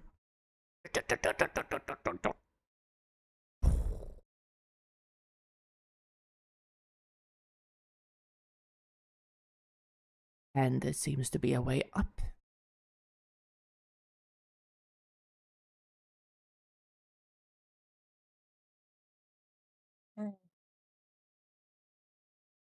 Would you have liked to have had a short rest before then? Yeah, I think that's a good idea. Yeah, that would be great. I agree. It's almost like most of us are quarters way dead. Yeah. And a few of us has gone down. It's supposed to be loot here as well. There's supposed to be loot. So, can we take like a? Then we won't be resting. you should have grabbed it on the way back while you were around here. Don't worry. Oh, I mean, if it's around, like, just around, scoop. we wouldn't really be breaking the rest too long. Yeah. Now that the sort Short of things have rest. retracted from the monk, you can claim what the monk sensei had, and they had a lot of stuff.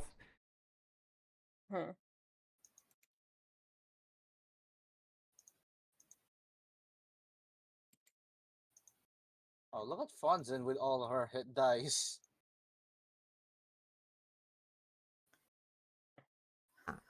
I'm using them all up, baby.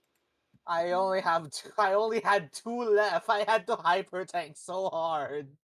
You're doing so great, buddy. That's You have I interesting. had to carry us for the whole fucking pawn boss fight, man. You did great. My organs hurt. On the champions, you managed to find 30,000 gold, which is, well, I'm just retiring. Lucius, I guess. I'm retiring. We can't. We're technically dead. Best form of retirement. Which you can split up between the three of you. 4. We give Asha 4. Asha. I mean, you guys don't have any money, Fons, Johan, and Ayasha. Well, you can split it 4 ways if you ask our voice how much they have.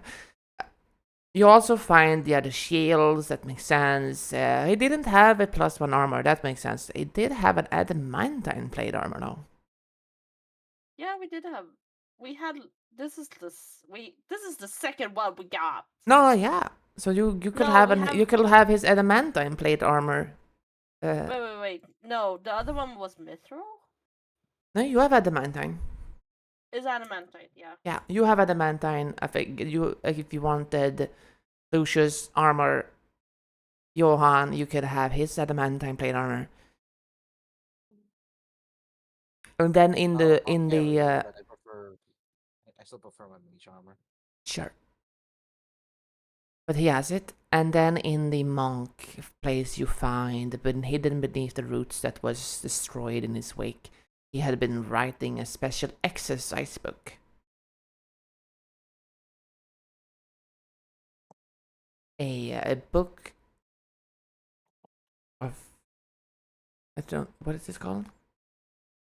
It's one of the manuals.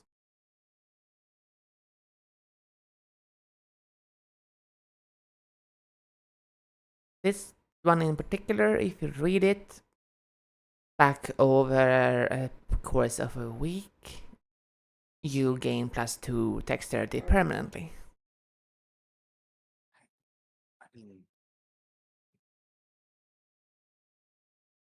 You can't see it, but I'm doing the two fingers pointing at each other. Mm-hmm. Mm-mm. I did kind of hyper tank, I so maybe know. help me hyper tank, please. You can have it. So You're like dumb. you're like a begging puppy. Yeah. Thanks, thanks. It works a lot.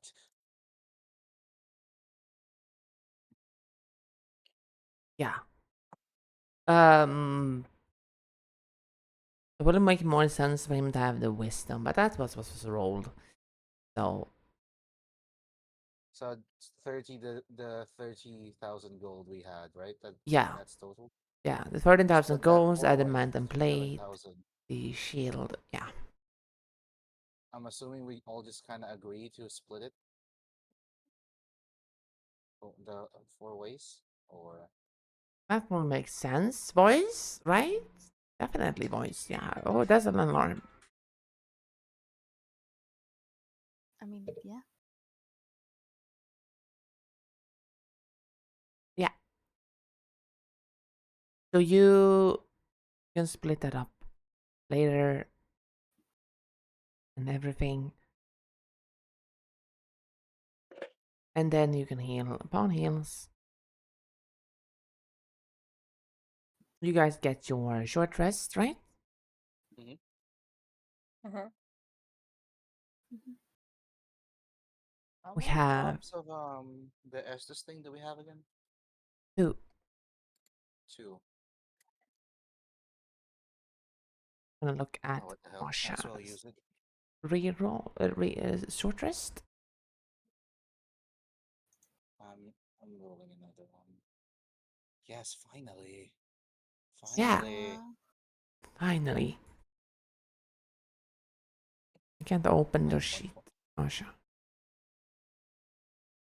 I am one away from 100 hit points.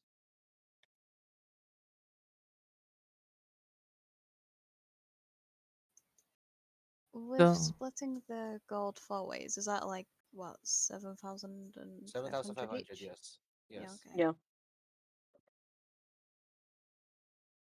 some reason I can't open Asha's character sheet, so I'm just gonna fully heal her for now.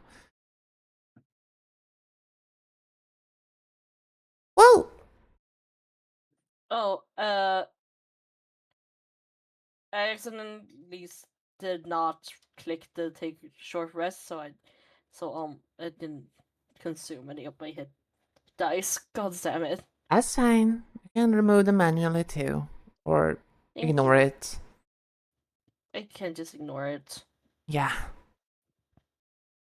this is the place where we sort of ignore the whole like takes an entire 2 days to regain the hit dice because we have the Hamlet. But you wouldn't know that yet. You survived everything so far. Where do you want to go now? Do you want to explore the bottom floor, or do you want to go up to the top, where the sort of heretical monk is? I mean, the monk did say that there was something upstairs going on. And I believe our main goal is up anyway.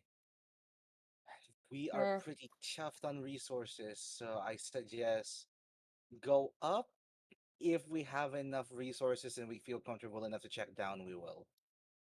Okay. honestly, the thing is, I have one single spell slot left, and it's the first level.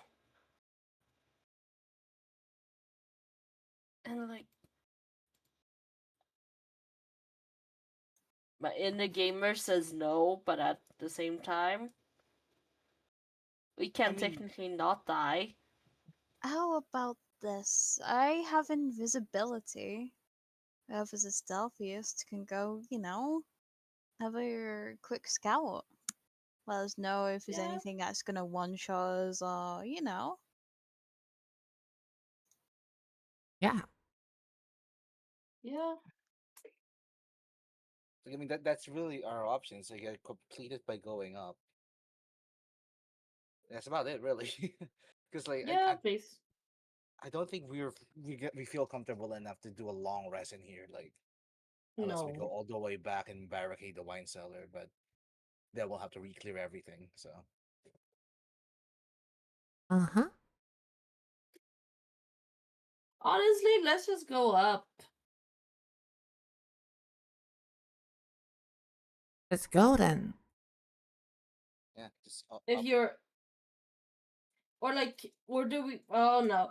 Now I'm doubting myself because like if we go down maybe there's more like quote unquote like materials or like stuff in general. Voice has invisibility. They could check down. They could check down. How much Oh, invisibility you got?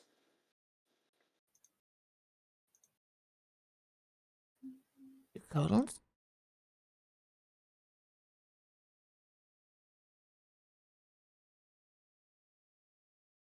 So Boys. what do you do? I mean, if you're alright with waiting, yeah, I can check down. Yeah. Just yeah, we can check down first. Okay. You started going down the stairs again with your invisibility on then?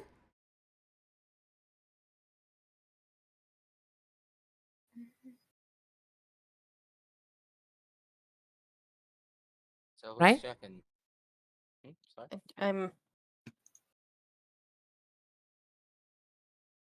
Fon's a little bit salty as no. Or are you gonna... Oh yeah, you can cast invisibility to someone else? Is that what you're doing? I mean, it depends who's up for it. yeah, the thing is I get a penalty on stealth. Even though like I'm pretty good at it, but like I get a penalty still. I have a +1 to stealth, so I can't say I'm the most stealthy, but Alright, alright. I have a I plus mean I five. have I have a +8, but like I don't want to do the disadvantage shit, so Voice, if I die, you're picking up my rapier.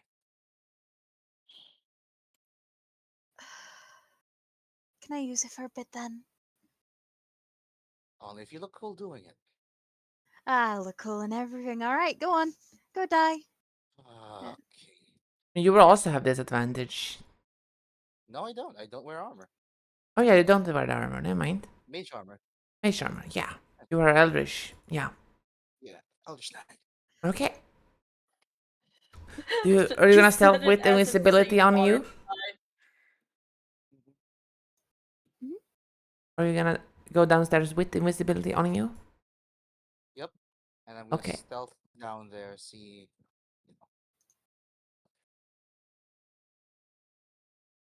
Yeah, you move over here, which leads you up to this place. You see before you a bedroom lobby filled with several beds that have the ones been overgrown with several of these moss rot and bladder thorns that have now been removed. There is another room to your right, immediately with the door smashed apart. It seems that the place has been gone through rather thoroughly by someone before you. The beds have been thrown to the sides. Boxes and drawers have been opened. But who knows if they left something left to scavenge after. A machine can be heard spinning the door pass forward to the right. Like something is spinning continuously, with actually being connected to something. There's no sign of any remains of monks. Tiptoe around slowly. Do like a corner check on this door. Is that a weightlifting area? Based. It's not a weightlifting. It's actually a large wheel that is at this moment being rushed over with blood on it that flows through the wheels. But one of the wheels on this other side seems to be missing. Right.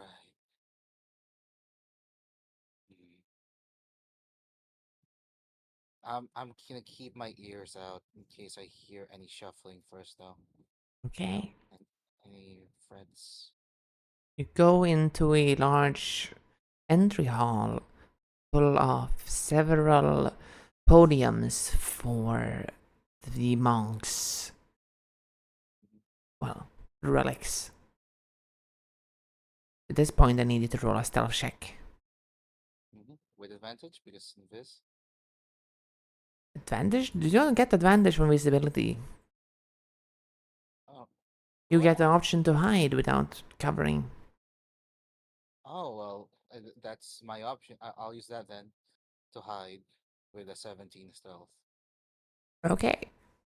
You see that there is movement on the walls here, the roots sort of looking and feeling their way across the area, guarding trespassers. But you feel that they don't seem to have noticed you.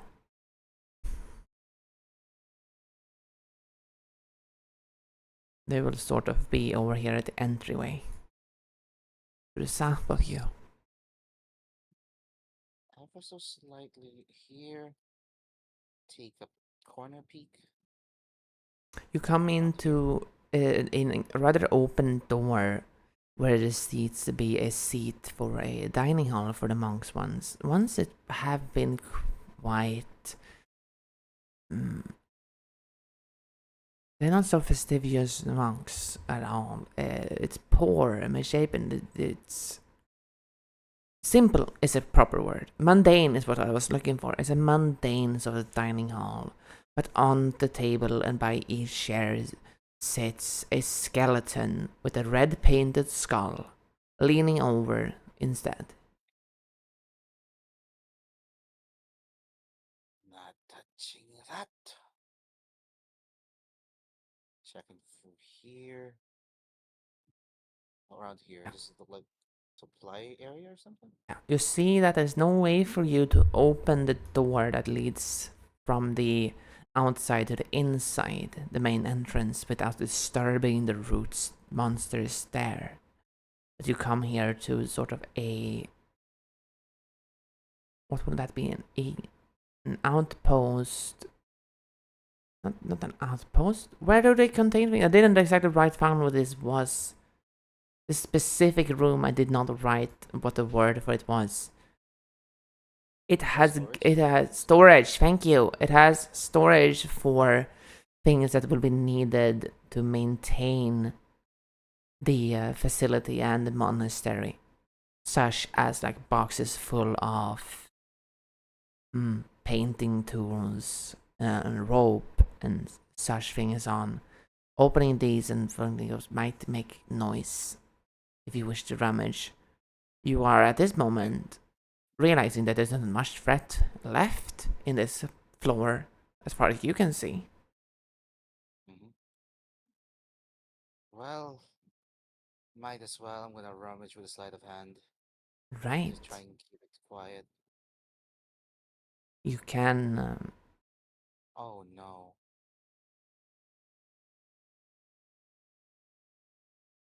Oh, you no. managed to pull Would out I have one advantage?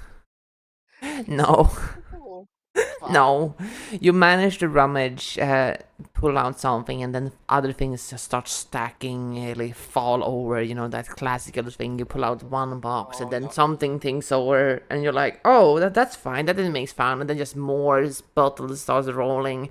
You realize there is quite a good lot of potions in this room. In fact, and then an alchemist fire pops down and starts setting fire for things, and you hear the sort of wheezing, burning as fire accelerates some of these roots. And I need you to roll for initiative. Uh-oh. I was about to say I will try to salvage as much of the potions as just get the fuck out of there. Yep. So you can all roll for initiative. Maybe you hear him, maybe scream somehow, but right now it's only him in it. And these things, you've seen them before. The walls are shooting out their tentacles, pseudopods, vines towards you. Do they actually like sense me, or is it just like they just heard a bunch of stuff? Because I'm still invisible. You don't know yet. They're trying to look for you. Oh dear. All right, all right. That's a 15 on my initiative. Yeah. They roll a 16. That's great.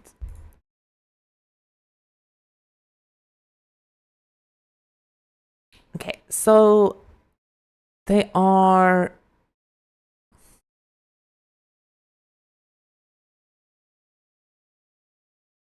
moving with the tentacles around the corner. Not well, the vines, the roots around the corner. Mm-hmm. How far is their reach? That's very far. Okay. What the fuck?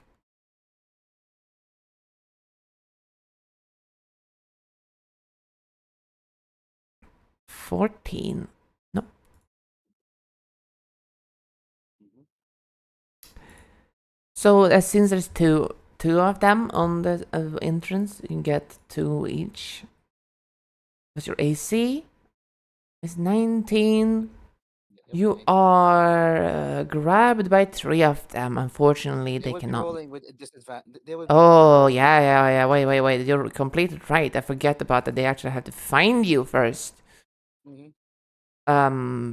They're searching they're searching. One of them is starting to search with their tentacles, and they're just finding these bottles and these crash things. And he's like, no, you're like, no, I can use that potion. So he gets smashed. Like, never mind, it didn't find me at least. And the next one has to also try and search for you. They also fail. They just start understanding all of the like flames and like attractive elements in the room, and you're standing there with like this box thing. It's like, I guess I'm fine. Yeah. What do you do then? They haven't found you. They haven't spotted you. Any potions I can try to salvage? You're sort of holding a crate of them right now. That's what you pulled out. Yeah. Just try to disengage and just kind of book it outside. Action disengage. Sure. All right, just with a crate of potions, I'm just gonna go. Just gonna book the fuck out of here. Yeah. I imagine Johan is uber stealthy once he get around here, and when he realizes he's in the main hallway now. just runs. Trying to be stealthy, trying to keep his toes from like heel striking and shit. But like, we're gonna see if they can notice a box moving around. They don't exactly have eyes. It's technically vibrations at the moment, whatever. But they're gonna, the last one is going to be like, see that there's something like moving, trying to get the box. So it grabs onto the box with its sort of things to get it back from you, and you're like pulling it in it, and then you have this moment where you're invisible, and it's like pulling onto this. Then it slaps the other wall, and it just like extend all of it and have the tentacles towards you. But they have spotted you. That doesn't mean they can actually attack you right now, because it was the last one who did it. So they know you're here. What do you do? Shit. At least I have potions. All right, I'll take it. Yeah. I'm running I'm dashing up. Dashing. Then you're gonna get 2 opportunity attacks. I'm just imagining if that's the case. Oh, sorry. Go ahead. No, I was just gonna say, I'm just imagining voice and phones sitting up playing cards and being like, What about Johan is doing? Oh, I'm telling Yeah, you, Voice is placing a bet that like on 500 gold that Voice gets a new rapier. Oh yeah. I'm not. I'm not. If they're still within melee range, then I will actually use disengage again, and then just. Oh yeah. They're like they have like range for the entire room with their vines. They're like part of the room. But once you basically start leaving into the other room and past over there, you see that they're already out of range. And they seem pretty immobile at this point. So you're actually out of combat. So you run up the stairs with your chair. You guys hear like dunk, dunk, dunk, dunk, dunk, dunk. It's rushing up, not so stealthily anymore. You hear Johan. You don't see Johan. He's still invisible. There's just like Yeah, a crate it's just a flying in crate. front of you. Yeah. Someone could have summoned Brutus by now, so let's leave Brutus over here. Okay.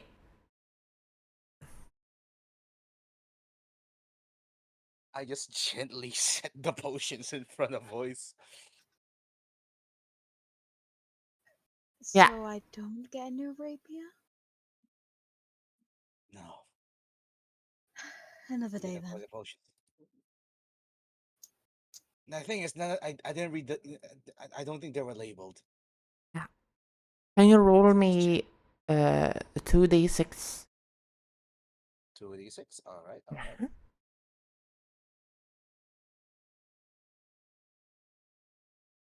2d6. Press. Oh, that's good.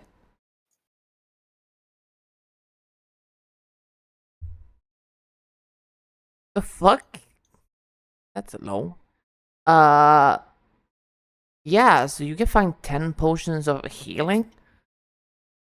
You must have taken like a shitty crate, but there are like blood transfusion created, but not by the monks' blood at least. They still function as potions of healing. But seem to have been mass manufacturing.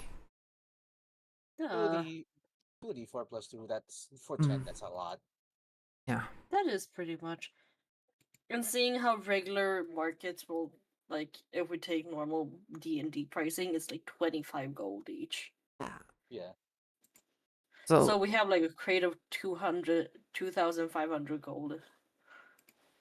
You realize, of course, running around the downstairs and upstairs, that this entire monastery had gone from a sacred place for strange bloodletting practices in service of an old ancient blood power that seems to have betrayed them to a mass manufacturing thing for the Nor, and them all being slaves to them.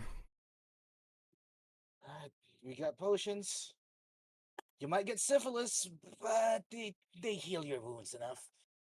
Yeah, I can just heal that. Yeah. Heal one. I'm gonna take one. And then soon. Do so. Voice, go, chug. You're almost dead. Go on, butters up. Right. And I guess Voice will take. Actually, it depends on how good I roll. Voice will take 2 to start with. Yeah. It's 2d6. 2d. It's 2d4, Wait, isn't it? what? It's 2d4. Yeah, 2d4. What? Plus 2. What am I saying? Plus 2. Oh no, hold on. Is it? Oh my god! Wow.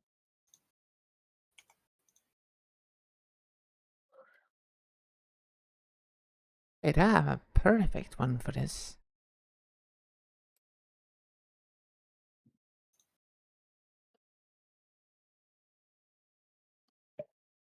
Gonna be in. I have a million maps. The problem here is not that I have.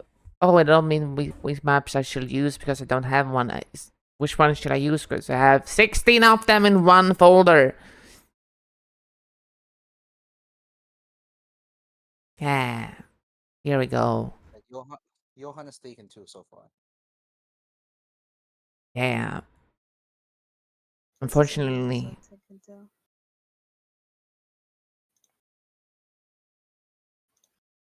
Yeah. Copy. Yeah. And the best DM ever, actually. Except, I mean,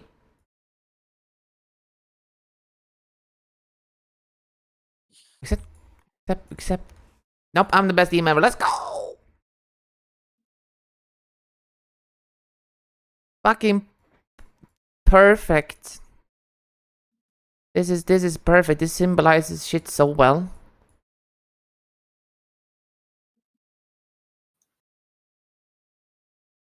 Okay, you guys start moving towards the elevator. Pawn is moving forward to it as well.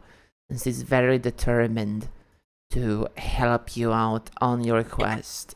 They say something to you even as you step onto this platform, this sort of elevated platform a little bit in the room.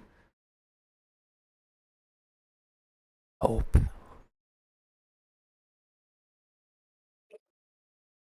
Hope is a light.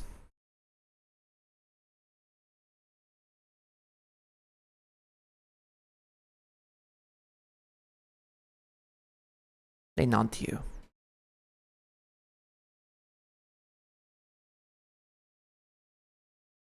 You respond. Oh, wait.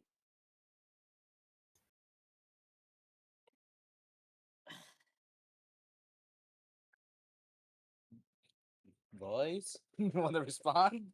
You're the voice of the party. Go on. You don't have to. It's more just like a question of like, yeah, like, do you respond or just move up, or any other preparations you want to do before you meet the boss of the dungeon? All right, so we have let's see here. We did we each take 2 potions? I haven't chugged mine. Oh, we are at 6 potions so far. How will we divvy this up just so we can, keep track on who's got who? I'm gonna take 2 potions as well, but I'm just gonna keep them. So we have Okay. untouched so far are 4 potions. 1 each. Asha can take 2. Yeah, Asha can take 2, and me and Voice will take 1 each. Yeah. Yeah. Alright, You there we two go. are the more. I mean, Yeah. I and Yoan are more frontliners. But also. I'm the only true frontliner. You are the only true frontliner. I'm just a abomination. You are a jack of traits. You are doing your best. I'm just getting shitty rolls. Guys, this is so real though. We could have the most min-max fucking man. We should not underestimate the one person who can solo than all of the other people. Technically. Everyone else could do that as well. But yeah. So you guys come up into the elevator, yeah? I just asking again because I'm dumb. Yep.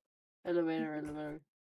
Okay, you come up in the center of this platform here. I'm actually we're gonna make you guys. This is a new feature in Roll20 that exists in other games. So we can make a little bit of a party. You can define this as the party. We move on to this platform here. You see it's starting to rile up to the roots. That all the roots on the way here seem to be burned away by Pawn. They stretch towards you. They get even thicker and thicker until the elevator seems to sort of meet a massive bulk of these roots with thick centers And then Pawn lifts out their hands, forms a sort of triangle between them, and starts channeling a light and starts piercing this up forward, just like a light spell. Not like some massive shooting ray, but it is enough to burn away this thing. This effectively blinds you for a moment, and you smell a horrid, rancorous scent of rotten blood combined with the burning of old, dried wood. As you reach the top, you see before you the platform stopping. Well, we're gonna imagine this a little bit different. This is not exactly how it looks. Usually I use maps for sort of thematically themed.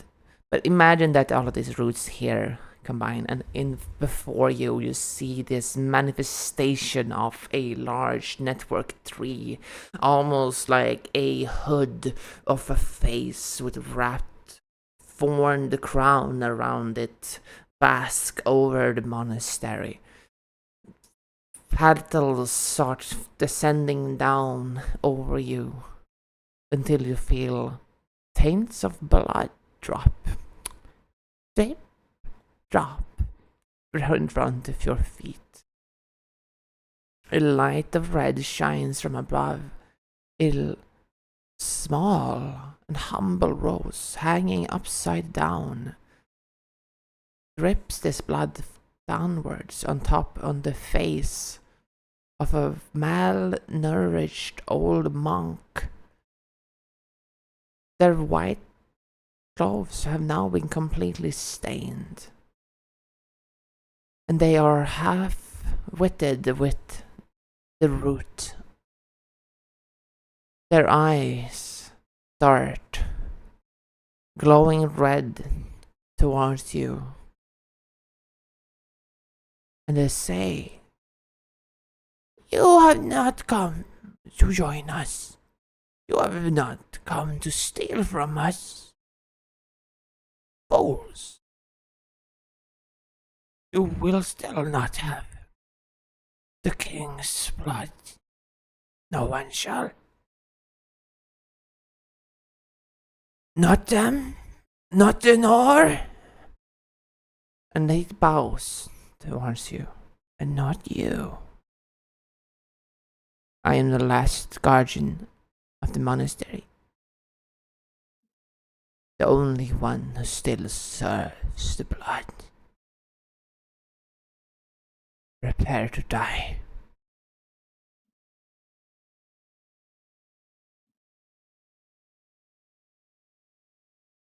Ooh.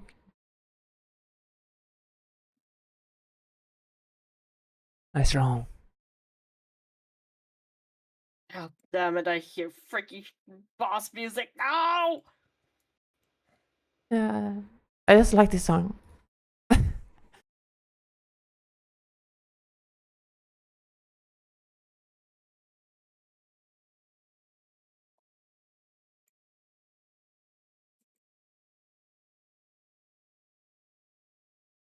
Okay.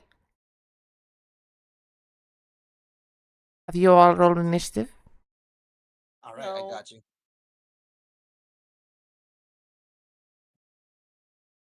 Ooh.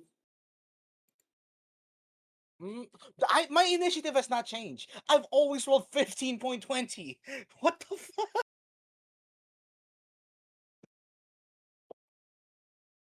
What?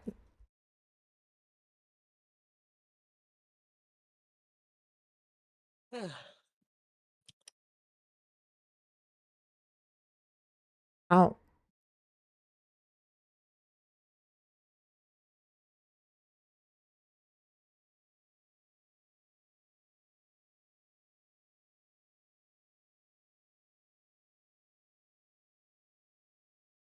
$84, 14. Roll a pawn.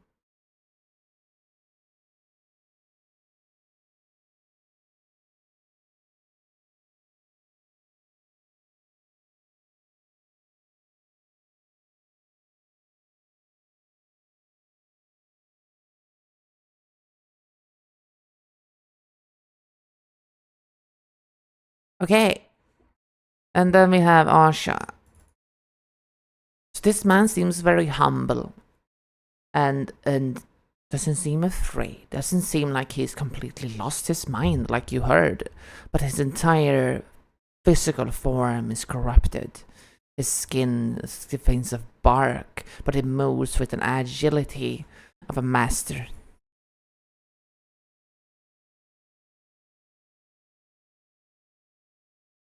As we begin the combat and he raises himself from his bow, he says, "My name is Fortuna.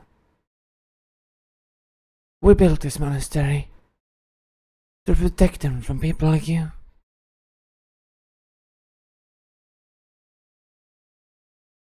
Go, Fans. Hi, Monk Fortuna. Boss bar, health bar appears underneath the screen. Bro. Well. Steady aim. Kneels down. Shoot. Yeah.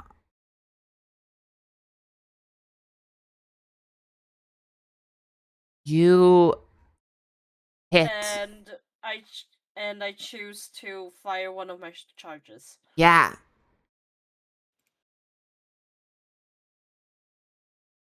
Wait. Okay. Did I click it? Oh yeah. I can do something for you as well. But after you end your turn, I'll fix something. That was the charge. And yeah. This is normal damage. Yeah.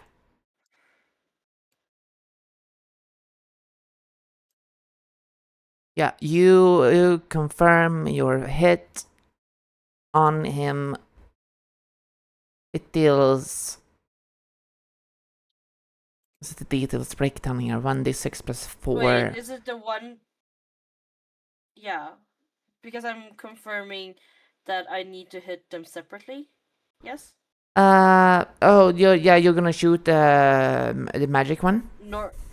Yeah, I'm shooting the magic one. Yeah, that's magic missile in your thing. Yeah. I have learned how to fix that, so I can add it. Just takes that. So you dealt 16 damage to him in your first hit. And then the magic missile and somewhere, but you have so many spells. I do. Wait. But I will be able to fix it at some point. Whoop, wrong. Magic missile. I found it.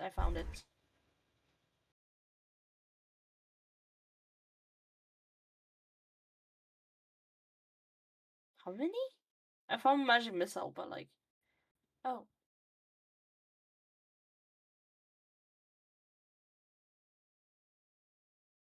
There we go. And then I added an attack. It's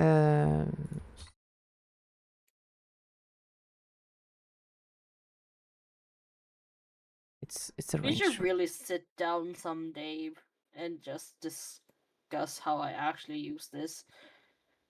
And I've been trying to tell you.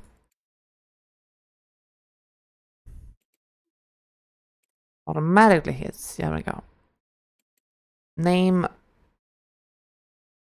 of damage is star shotty thing. There we go.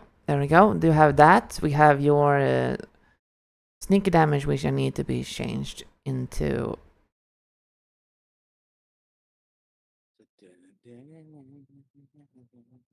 I remove that.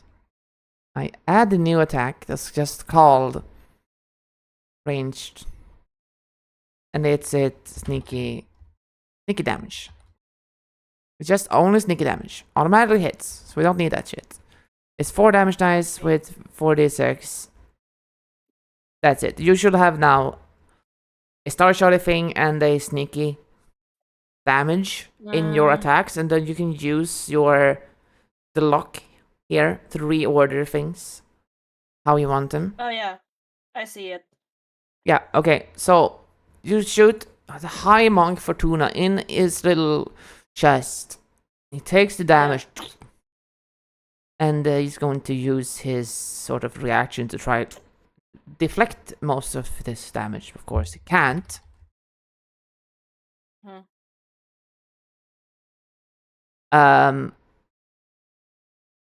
Because he gets shot by the blast.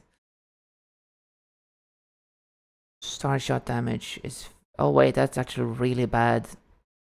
So he deflects the thing, and his entire shot, the entire shot you shoot him with sneak attack, gets like into his palm, and then he just explodes and just plumb gravity falls into the ground. He's trying to be like sneaky out, but he can't do much about the confirmation hit here.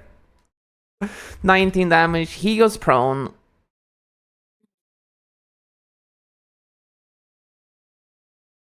Like on and in. Smashed. Yeah. That's your turn. That's it for me. Pawn is up. Pawn moves forward. Sort of slowly forward.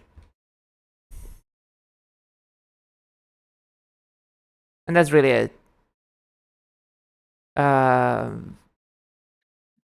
It's Johan's turn. Right, sweet.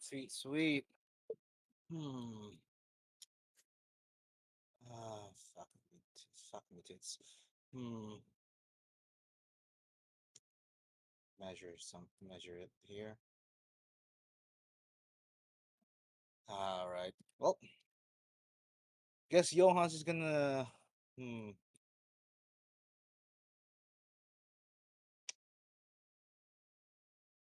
Yeah, you know what? Johan's gonna draw double blades and just run up next to pawn over there. Yeah. And fuck, I might as well try. And as his bonus action, he's actually going to class Shadow Blade, pull it out. So as he's kind of doing that, he's gonna, the same thing as he did last time, reaching into like making a small pocket of shadow in his hands and then pulling it out, and then he's actually gonna toss his main rapier to his offhand and then use Shadow Blade and then throw it across to hit the monk. And that's going to be where is it? Shadow Blade, there it is. Yep, cast. All right, I'm assuming 11 doesn't hit. Well, unless is it dim light? I doubt it's dim light. It is dim light, yeah. Oh, it is, so I have advantage. Yeah. It's specifically very like in the dusk here, so the light doesn't burn you. Wow. So you sort of cast this thing, and he couldn't like swipe aside this one. He sort of just flicks it with his like finger, flashes it away while he's still on his knee. All right. It's still gonna exist. It's just I'll have to use a bonus action to call it back, which is fine. I end my turn. Okay, you end your turn. Fortuna said something. We made Golem. And Golem issued a spirit of us. Those who still were worthy to protect what we promised to protect. I am not alone. No.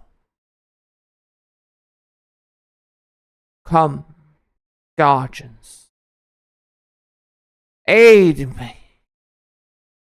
He uses his legendary action to summon a very special form of spirit. One of these sand statues you have seen before, and down below spawns in the centerpiece here. Up from the sands, swirling with reddened energy and petals of the blood rose. It stands still, and immediately Johan and Pan must make deck saves. Oops. Deck saves. Yeah. Save. Yep.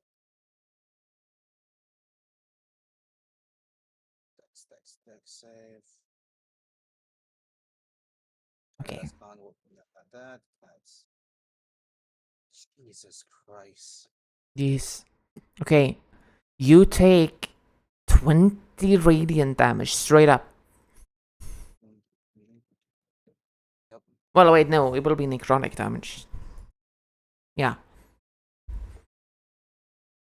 You get like things absorbed from you, and this feels like this sand's like swirling, grabbing towards you. Proximity near this thing is what happens to be. Otherwise, this thing is immobile and grants full coverage. So you can see, Fons, that it's now blocking your entire line of view towards the monk. Then his voice. Okay. Voice is gonna move. Let's see.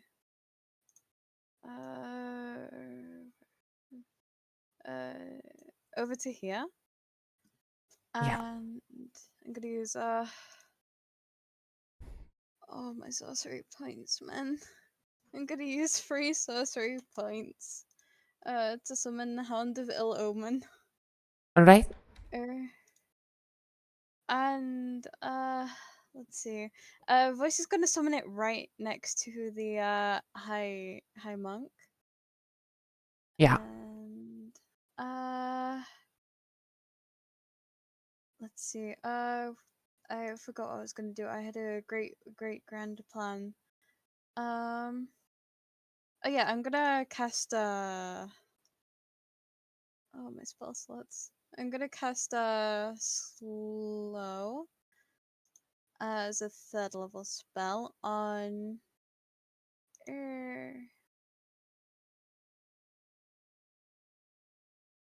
yeah, on the monk. Unless, can it also hit the sand? I have no idea why it is. Golem, I guess. It's Statue just his thing? spirit. Yeah, whatever that is. I'll name it. Am I able to hit both of that, or? With what spell? With slow? Yeah. Slow. Yeah. Yeah. Alright, Yeah. if I can hit both, then I will. Okay. The monk Fortuna has disadvantage. And it is a wisdom save. Yes, wisdom save. Okay. 19. That's not nice for you.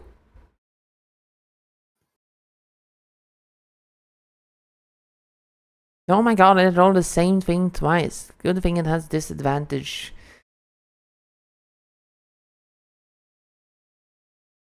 I mean, it doesn't matter. It rolled 5 both times, so it failed.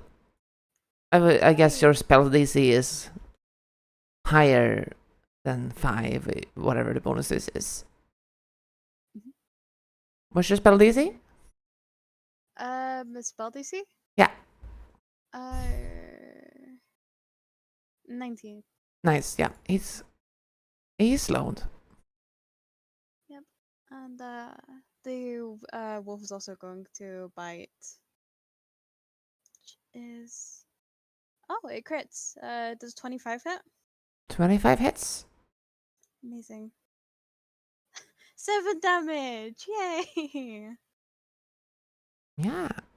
And that's that for voice. Okay. Okay.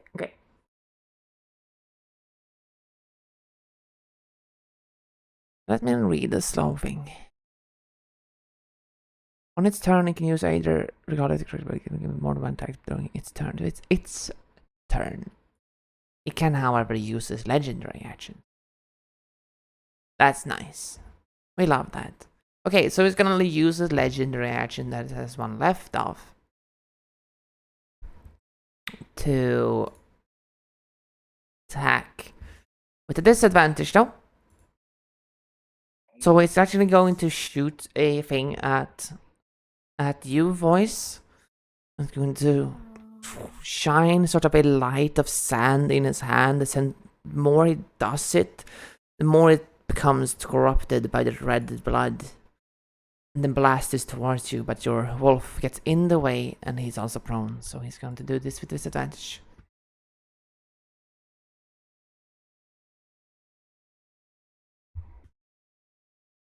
Great, I didn't even click the correct attack button. Okay.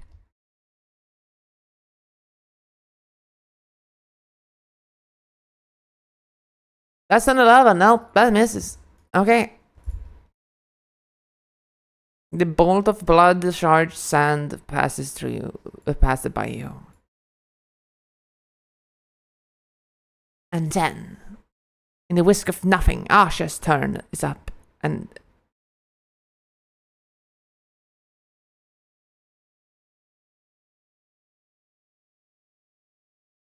won't open.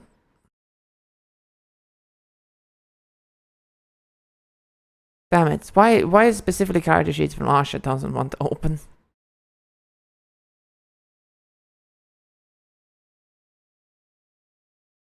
She has like a longbow attack. She can move over here. She just doesn't want to be next to voice. Do 1d20 plus 11, I think.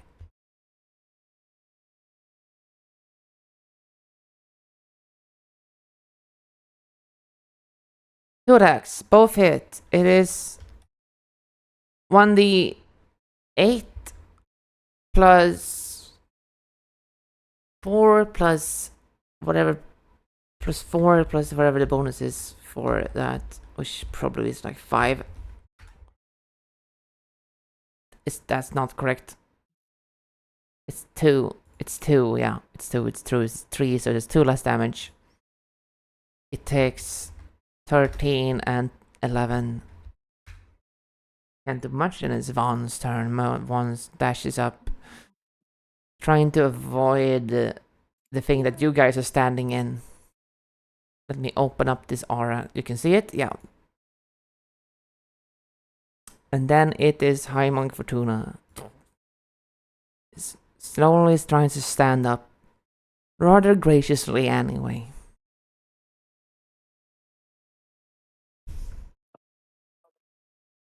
And you may have slowed me down.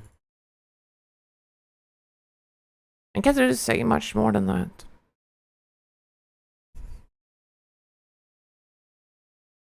He runs towards voice. What is the speed? Half? Okay, so I can only move 25. So its most moment is 50. This reaches here. Does he disengage? No. Okay, then the wolf will make an opportunity attack. Yeah. Just had it up, man.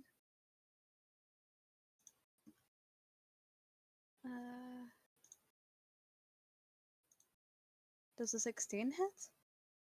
16 does not hit him, even when he's down. Okay. He comes over here and he's gonna charge one of his bolts. By the blood of... I will protect what the king is own.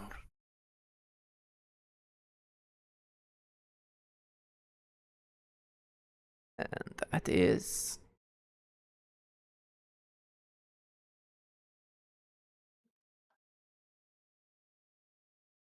Attack type, range to hit.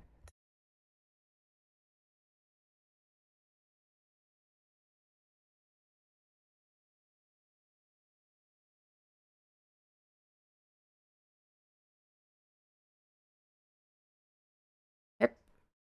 That's not a miss. Hey, Mrs. Voice. Nice.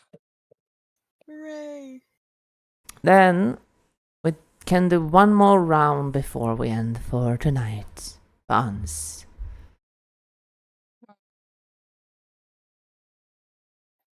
Well, 1, 2, 3. Okay, wait. I have.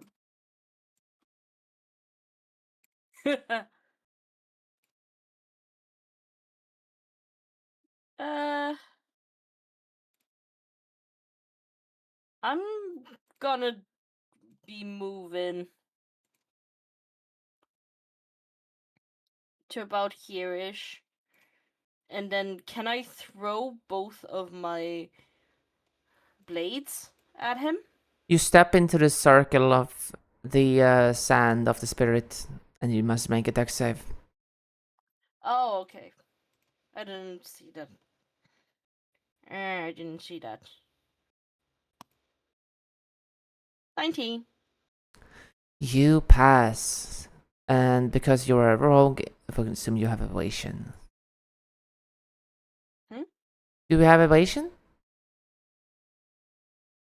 Yes, I have evasion. Then you take no damage. Okay, continue.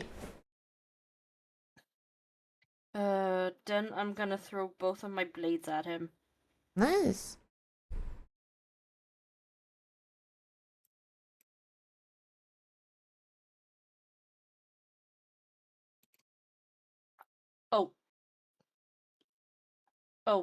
Ignore the steady aim one. 22 and 21. Wait, where do you see he is? How do you you throw them? Yeah, sorry. He's here. I'm gonna throw them over. Yeah, I did not hear that for some reason. Yeah, okay, yeah, that's.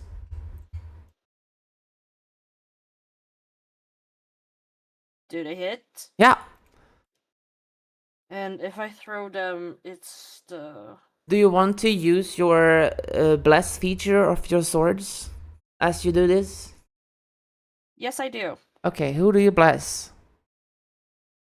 There's only. But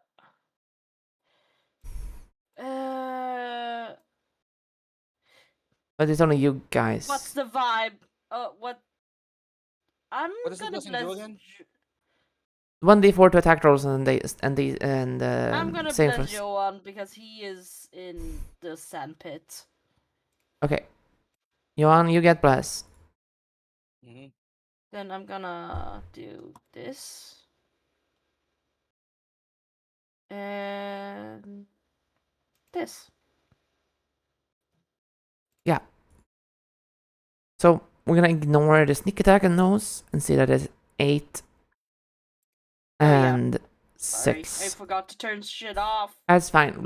From now on you have a sneak attack damage button that you can press. That's so much easier. 14.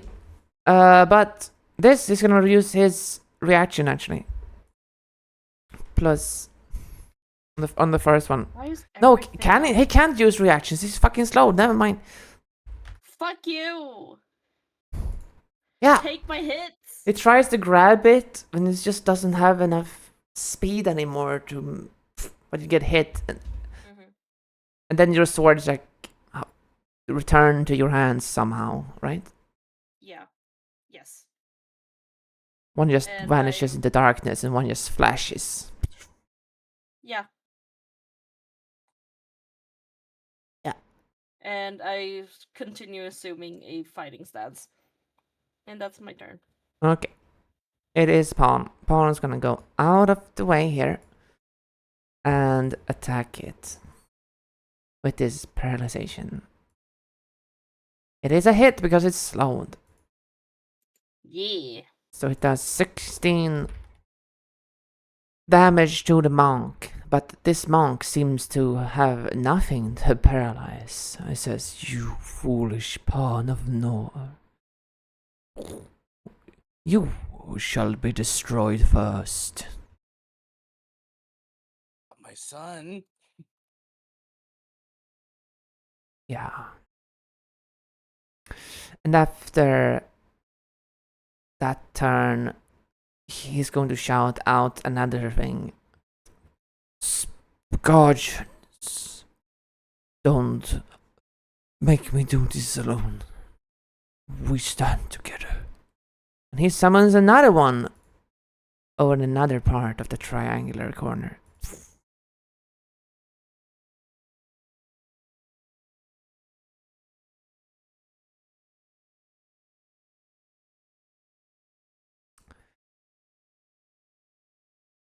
There we go. And Then it is your turn. All right. I feel like we need to take these things out. They, yeah, they seem like it's something's bad's gonna happen if you let three things all at once.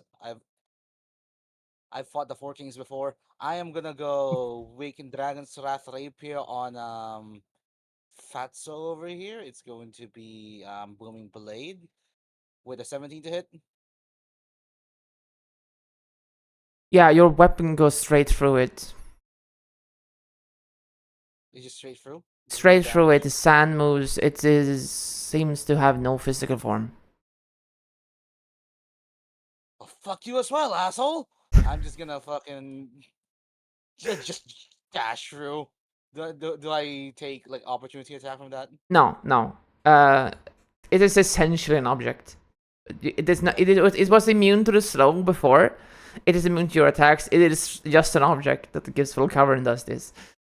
You have now discovered this. Well, Johan's bonus action is going to be to call back the Shadow Blade into his hand. And are we still in darkness, or did this thing, with the light and all that, does that? Pawn sheds light technically. So, vicinity of pawn, there is light. All right, I see. Ah, well, I'll just attack normally. It's fine. So, second two attacks. Second two attacks. What the fuck does that mean? 20 to hit. 20 hits. On yep. 21 damage, and then third attack, 16 to hit. 16 doesn't hit even with slow. All right, sweet, it's fine. Then I'm gonna go. Well, no, I use my bonus action to call back Shadow Blade, so that's my turn. Okay. He's going to use his legendary action to attack pawn with his fist. So he grabs. Oh my fucking god! He crits it. He just smashes the shit out of pawn. Like he just takes the face of pawn and just punch it into the ground. Like lifts it up off the ground, like move forward and just smash down. The ground cracks, and it takes 53 damage. Pathetic. Spawn. Voice, it's your turn. Voice is first of all, the wolf is going to move next to this guy and bite. This one's to load. Does a 23 hit? Yeah. Alright. That will do 8 damage. And Voice will also cast a Sorcerer's Burst. That's a 25. And this will be acid damage, by the way. Yeah. And that's a 12. Oh, nice. You see him splash blood from his still old human form or whatever race he was in the world that existed in this place. And this sort of staggers him a little bit. My king, will you heed my humble request? Yet again met with silence. See.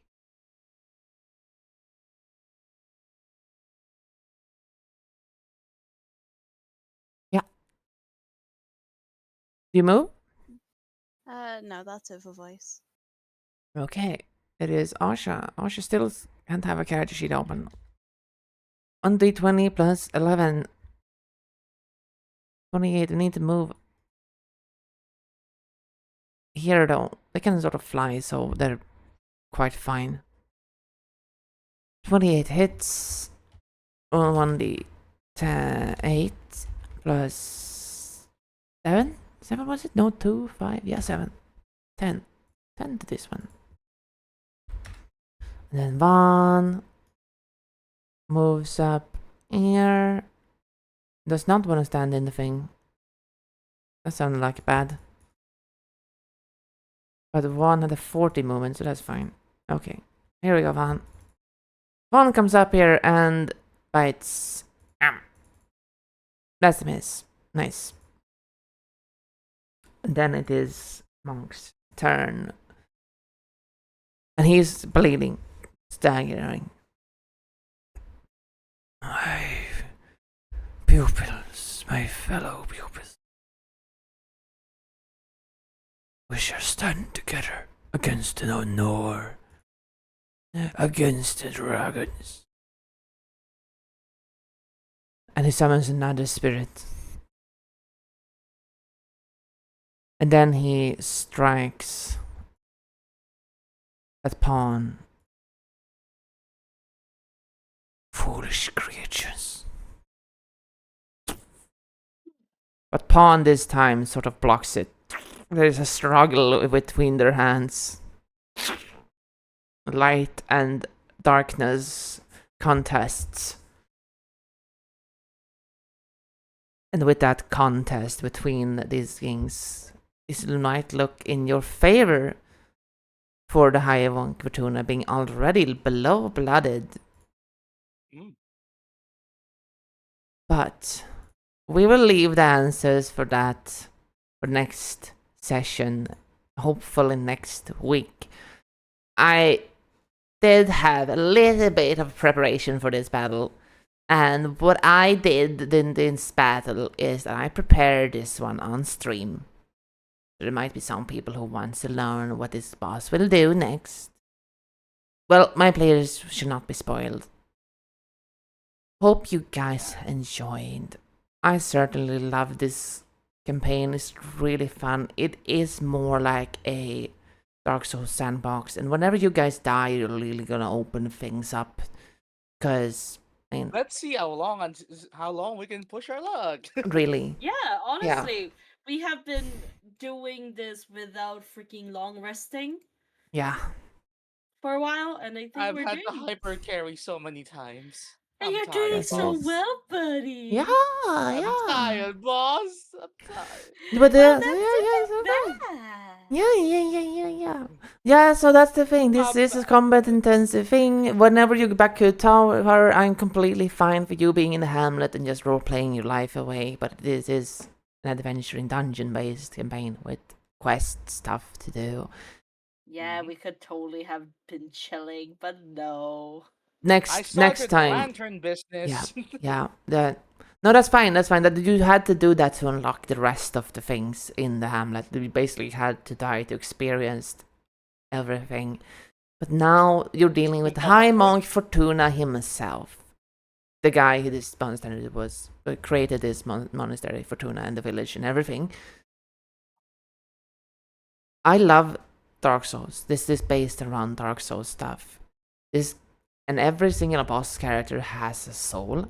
All of their gear has lore about them that you can get. So you will get the lore of this guy when you defeat him. Because no one's gonna explain that. But I don't think you will. I don't think you will next time. This is phase 1. I was fully thinking this will be like a fucking 4 King situation where you just had to out DPS, all the summons so that it doesn't swarm everyone. That's not the boss fight I have actually, but this is not that one. That's a good thing. Yeah, thanks for every single person who has been here saying hi. I'm now reading chat. Hello, but I'm going to go out and we're hopefully going to play again next week on Saturday, 20 GMT plus 2. Here on AbyssExpedition, for then I will actually like to commission a piece of art specifically for AbyssExpedition and Dungeons and Dragons and everything. It will be awesome. Okay, let's say some shoutouts. Why don't we start with the kind of cat bug? I can do shoutouts for it later.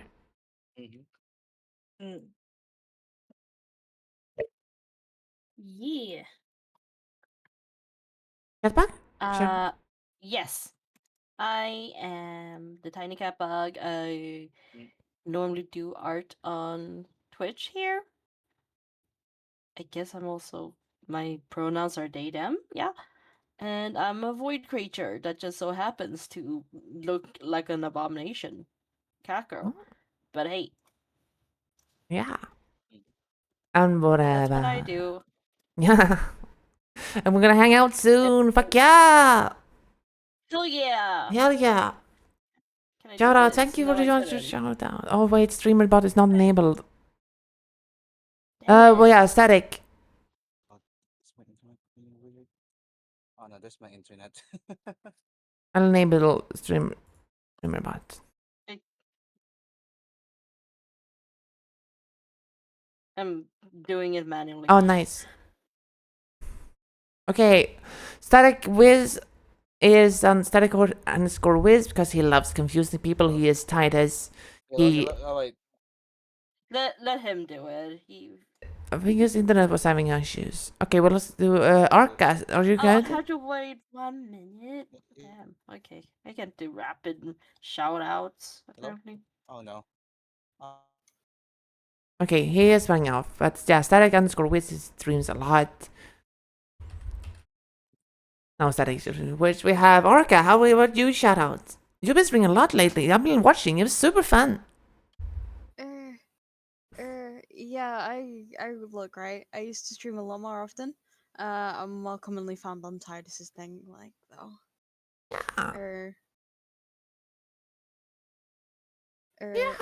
Yeah, or could put streaming. Yeah. Completely optional to see me. It's not optional to see me. I'm very pretty. Yeah.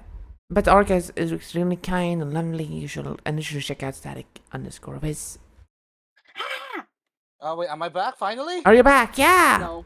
Do I exist? Yeah, I'm the opposite of Lad. You know what? I think I've. Oh my god, Nate. Yeah, the opposite. I have good Wi-Fi. Oh my god. There's so many processes on my computer, fucking nothing works. So we're just gonna call it there and then go because there's 12 minutes overtime. My bad. Let's say bye. Bye bye everyone. Hong Kong. See you next week on AbyssExpedition.